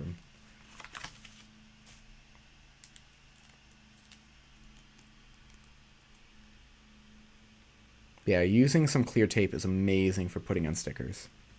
As long as you don't overlap them like I did. My previous video said Intuitive F2L is better than Advanced. Could you please explain further? Yes, so that's 131 Leonardo 01. Okay, so Advanced is also a very vague term. Some people consider Advanced as doing algorithms. Other people consider Advanced as just being efficient. So I almost want to say don't use the term Advanced at all. The term algorithm is what I'm really comparing it to. And what problem with algorithm F2L is most of the algorithms are always assuming the cases in the front right, as well as you have all the other slots filled. Well, most of the time you have at least one other slot. And then also, most of the time it's not going to be in the front right unless you're rotating a lot. So doing that algorithm is going to be inefficient because it's kind of asking you to rotate. Now, some people are saying, oh, you're supposed to take that sheet and then adapt it. Well, still, it doesn't utilize other open slots. It's only giving you like one option, assuming all the slots are filled. And so that's the big thing. And people look at Felix and Max, and they think they're doing something special, something crazy. Really, they're just doing Intuitive F2L. If you look at most of their solves, I have one thing that's analyzing Felix's world record average, and it's not like going through it step by step, but it's more showing, look, he does cross. Most of the F2L is just Intuitive F2L. There's not really a bunch of algorithms or anything that's out of the ordinary. It's like 4 to 5 move setup, 3 move insert. 4 to 5 move setup, 3 move insert. Things like that. In most cases are 4 to 5 move setup. Sometimes a little bit more if the corner's weird. Sometimes 1 move setup or none. But yeah. Felipe Gloppy Beans? I love that name. What made me decide to not record or keep my PBs or anything? So I realized I was getting... So if people don't know, I don't keep track of my PBs. I have no idea what my best time is. I have no idea what my best average is on any puzzle. I have a general idea with like 3x3 because I don't, like, I can remember what times stick out in my mind, but I don't know exact times. And 2 reasons. One, too many people were always like, what are your times? And somebody literally said, I want to compare my times to yours, which I don't want to do that. Thank you, Trademark Cuber. I appreciate that. Hi. Thank you for being here. I appreciate that a lot. But the big thing that made me decide to not was also my own frustration. I realized I was getting annoyed that I wasn't beating my PB as much as I used to. You know, when you start, almost sometimes daily you beat your personal best, if not at least once or twice a week. But then, a lot of paper coming with these ones. But then as you got faster, you know, it would be some months or even like over a year before you break your PB. And so I was getting frustrated. Like I kept, and I realized that I was getting frustrated because I was trying to beat my old times. So I was like, well, what if I just don't keep track of them? And it was hard at first. Like, it was hard to delete them. It was hard to, like, I would get to 10,000 solves in 5-timer, and then I'd be like, okay, see you later. But now I've gotten so used to it, it's nice, because I'm not worrying about it. It's nice when I get a good time. It's nice when I get something like under 10 seconds. That's happening once every, like, 100,000 solves or so. Once every 100,000 years or so. When this, okay, there's a little Tenacious D for you. But yeah, it's been nice.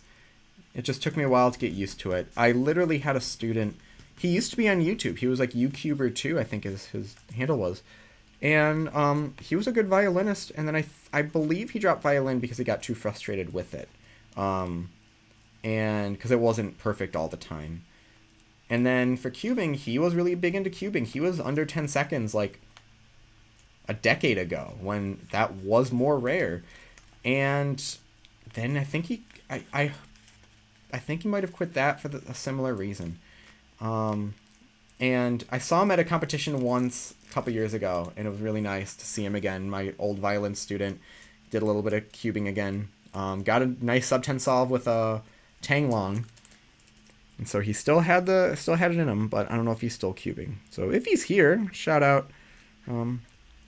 Hopefully you're enjoying yourself.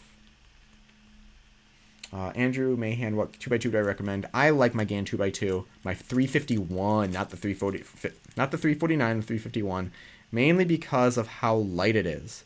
However, I did polish the plastic because I hate the matte plastic.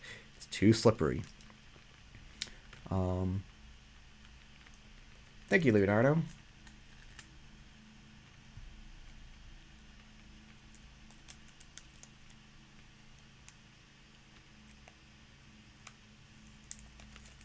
Okay. Still stickering. Well, I'm going a little bit faster than I did originally, although I'm getting a lot of paper with this purple. Yeah, I wonder why that happens. I know it's not anything like Speedcube Shop is doing. It's the vinyl itself. And I'm wondering if it's because the stickers are older or just the adhesive was too strong on the vinyl or the paper's bad, but it's wherever the vinyl is. Actually, there was once I was stickering an old Gann puzzle, or a Gann puzzle with some old stickers, and I think it had transfer paper on the stickers. I don't remember, but I put the stickers on, and when I pulled it up, it pulled all the color up. Like the vinyl was not the same color all the way through. And I wrote Gann, and actually Gann directly wrote me back, and he's like, "Oh, that's not good." He's like, "I can send you new stickers." And I was like, "No, it's okay. I've got more." But not often that I hear directly from Gann, but it was nice too. Omega Anti-Soon. Is Evoque 3 Elite M fast? Yes, to the point where, and I said this in the top 10 misconceptions, pretty much every major cube out today is too fast out of the box. I don't know too many people where they're like, "Oh, it was so slow out of the box and there was no way of adjusting it without like lubrication." So yeah, it's definitely fast, almost too fast. So don't worry about it cubing fast enough. If anything, you want cubes to be slightly slower so you can control them. Well, let me make sure I'm not missing anything. Jake Brown, do you think there'll be a new really good cube brand like Gann? I think all the cube brands are good. YJ has really taken off with their higher end ones. Moyu's been consistently good. Chi has been really nice. You know, they have some few missteps with pieces breaking more easily because the plastic's thinner. It's not the plastic itself. All companies use almost the exact same plastic. That's a misconception, people say. But I think what people are saying is Gann has expensive cubes. It's more of a marketing thing, I feel like. You know, I think they're using, they, yeah, I don't think their cubes are any better or worse than like the other ones from other major companies, really. Jay Quinlan, any tips for recognizing PLL? I struggle sometimes with two-sided PLL recognition on some things, like when I see a G perm, but I'm seeing the two sides that don't have headlights or a pair. I need to do like a U move for that. But notice, just set up some of the PLLs and see what's similar about them. Excuse me. Like, for an A perm, I remember realizing what the colors look like. I'm going to take a quick break. That we have, let me get it here. There we go. That I have matching colors, like green and green. But when you have something like a V perm, that's the only other one where you have that sort of all connected here. There we go. But they're different. So with, and then on an A perm, when you have that, I know the headlights are going to be behind the colors that are opposite. So the headlights are behind this green and blue. They're not going to be behind that side. So I can tell headlights from that. And that I sort of just figured out from just messing around with the A perm. I didn't like look at a video and see that. Some things I think are just a little awkward, like seeing an F perm, but not seeing that full color side, that sort of thing. Andrew, what do you do when you see a cube in a movie, TV show? I just hope that it's used correctly. What do you think of the PVC coating of cubes, Joanne? So I like it for matte plastic. I don't think it's necessary for other ones, but I have a 50mm Mofeng Jiaoshi cube that I use for one-handed that I also magnetized. That I like the PVC coating because it has matte plastic, and it's just, PVC coating makes it so much grippier and nicer. Oh, so much paper is coming off with these stickers. Ugh. Zoran Z, what is the best mid-range magnetic cube? If you want to ask me questions directly, please put my name in there so it shows up in red and I can see it more easily. Mid-range is odd. You know, if you're talking about like $20 or something. Actually, I don't know what the V2 Tengyun is, but that has a lot of adjustments. I think you can get, I feel you can get the exact same times on an $8 magnetic puzzle like the Yulong than you can with the Gann XS. Honestly, you can get the exact same times. So if you're paying more, you should be paying more for adjustments, for being able to make it very personalized. So that's where the Tengyun comes in. That's where something like the Moyu WRM comes in. Something that you can adjust. Okay, I've got paper on these last three. So my wife's not home yet. So I'm going to keep going to another side, but I'm definitely not going to be able to complete the whole puzzle on the live stream. I'll finish it and then post on Instagram. I'll have to order some more stickers. So sad about that. Unless I can get those off. I'll try it. I'll see what I can do. I double stacked stickers on accident. I don't know how I did that, but I'm so bummed about it. But yeah, so make sure you subscribe to Instagram to see that. I probably won't do a video on this unless I force Blake Thompson to do a full solve on this thing. Rafiq, should I learn beginner OLL and PLL as well as start CFUP? Okay. Well, a couple things. So you say full F2L. There's no full or finished F2L because you're not doing algorithms. It's just being better at recognizing pieces. So that's just years of development. So there's no full F2L, I would say. It's just being comfortable with F2L. I had no idea what beginner OLL and PLL would be because honestly, it's all about just learning algorithms. So doing 2-look isn't beginner. It's just the first few algorithms, and all of them are used in 1 look, so they'll be good to know too. I think there was one sticker I wanted to replace. Yeah, there it is. Andrew Mahan, how long was I shopping at Speedcube Shop? Some years. So I have, if you go back in old videos, I've got videos from the Cubicle. I think there's one from, shoot, what was it called? There's another Cube Shop. There's the Australia one. And just a quick story, literally all of them, well, no, all of them, Cubicle and the one from Australia they both wrote me a kind of nasty message saying, kind of like, why are you working with other companies? And my response was, I'm trying to be neutral. I don't want to be beholden to one company. And they're like, okay, I appreciate that. I get that. But you're not going to work with us if you want to work with other people. And I get that. That's their business right. But Cameron was the only one that was like, no, do what you want to do. Come to us whenever you want something or you need something. We'll work together. And so by the end, he was the only one that was actually still talking to me. I'm not, like, not friends with the other people. I met Phil at Nationals. Oh, geez, that's a little tilted. And we talked a bit and hung out. But, yeah. So, but that's why. So it's been a few years that I've just been solely with Cameron. Andy Goo. It doesn't matter your time. If you want to start learning one look, learn one look. Don't let your time stop you. There's no time that you need to like wait to start learning more algs. Spid Cuber, best OH cube. I like the 50mm cubing classroom. I magnetized it. I've got the PVC coating, so it's a little bit glossier. But I like this cube. It's 50mm. I think this one is one of the best ones to get. Okay. Sorry, cracking my back. Sorry for the noise, people. Don't give a HJER power. I'm not going to try to pronounce it. Don't give a timestamp of how long it'll take to learn OLL. Just have fun with it.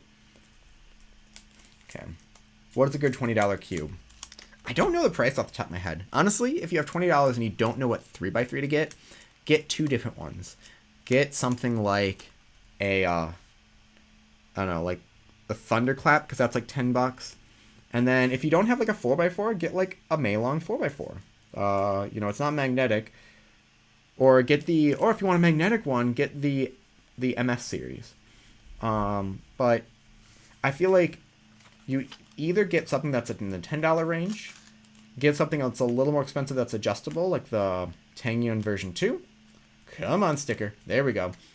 Or, yeah, it's those two things. So either get something that's adjustable or get a $10 magnetic puzzle. There's no reason to get one that's like $20 that's just like the Valk 3 isn't going to give you anything special that any other magnetic puzzle will. So I talked twice about the PVC coating. I know some people are new, but I like it on matte finish puzzles. So I don't feel like it's necessary on something that's glossy, but something that's matte, Gann XS, if you really don't like that matte finish, get that. It's nice. It'll be extra grippy. Jake Brown, Rubik's God. Don't ask me for tips on Megaminx. That's not something I've really done too much on. I mean, just know, have a plan of what your F2L is going to be. Don't search for 12 random colors. Have a plan of, like, you do this, and this, and this. That'll be a little bit easier. Jay Quanlane, what milestone for subscribers was I happiest about? I'd say 10,000. I've been very surprised by that. Like, when it took off, I wasn't expecting even 100 subscribers. And 10,000 was like, oh my god, that's the thing. Since then, it's just slowly grown. Like, there's been no sudden spike. There's been no sudden, like, oh, now I'm here. You know, when I get 100,000, I'll be excited because I want that plaque. Like, literally, that plaque is going to go on top of my master's degree. I'm going to have my master's degree YouTube plaque. Kazar, the AMA means Ask Me Anything.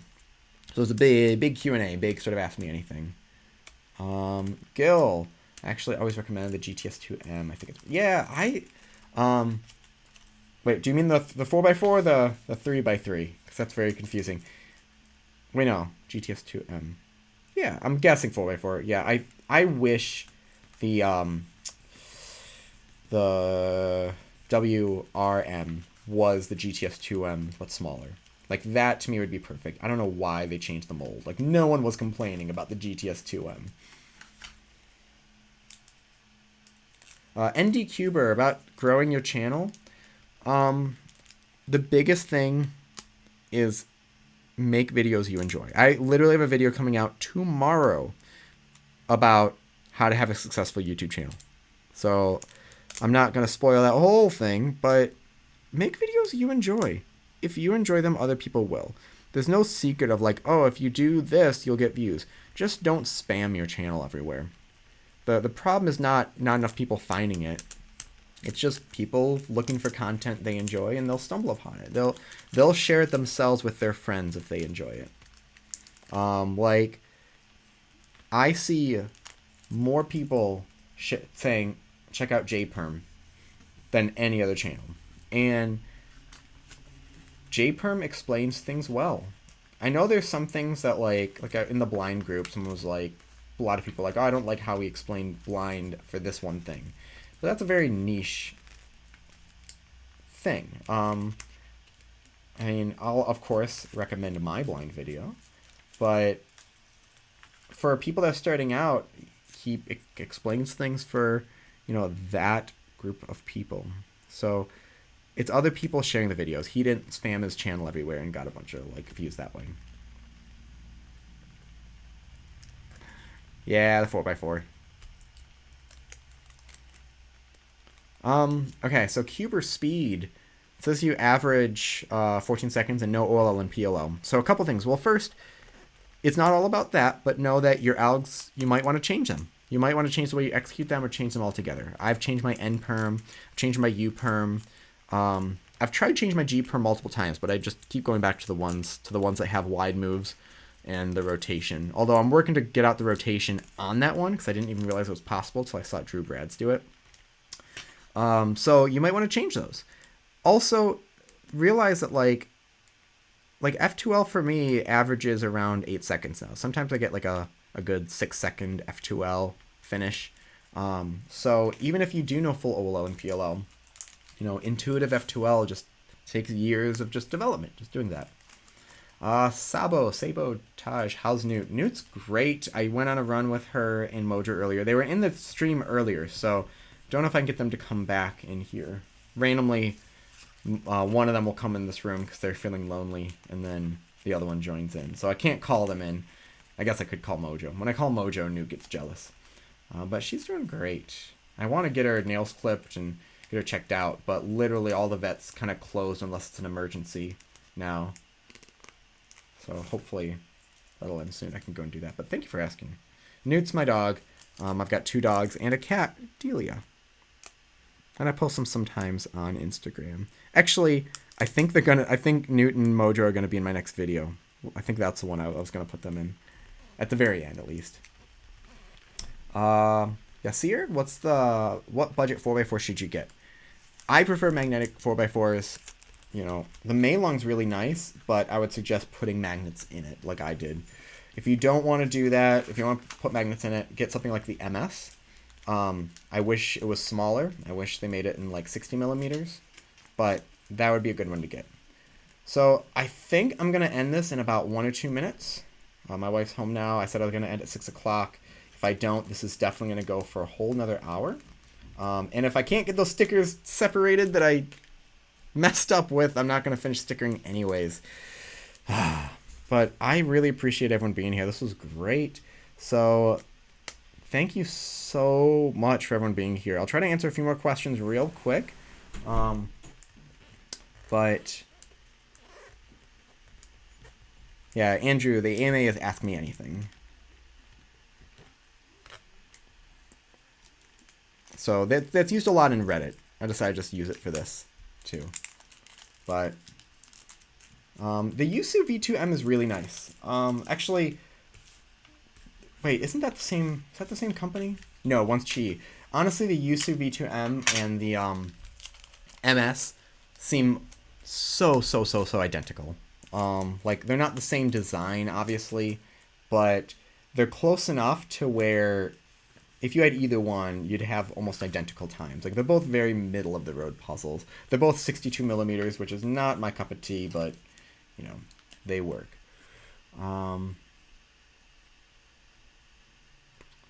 So thank you very much, Mark. Well, how high in layers do I think N by N's will get? I don't know.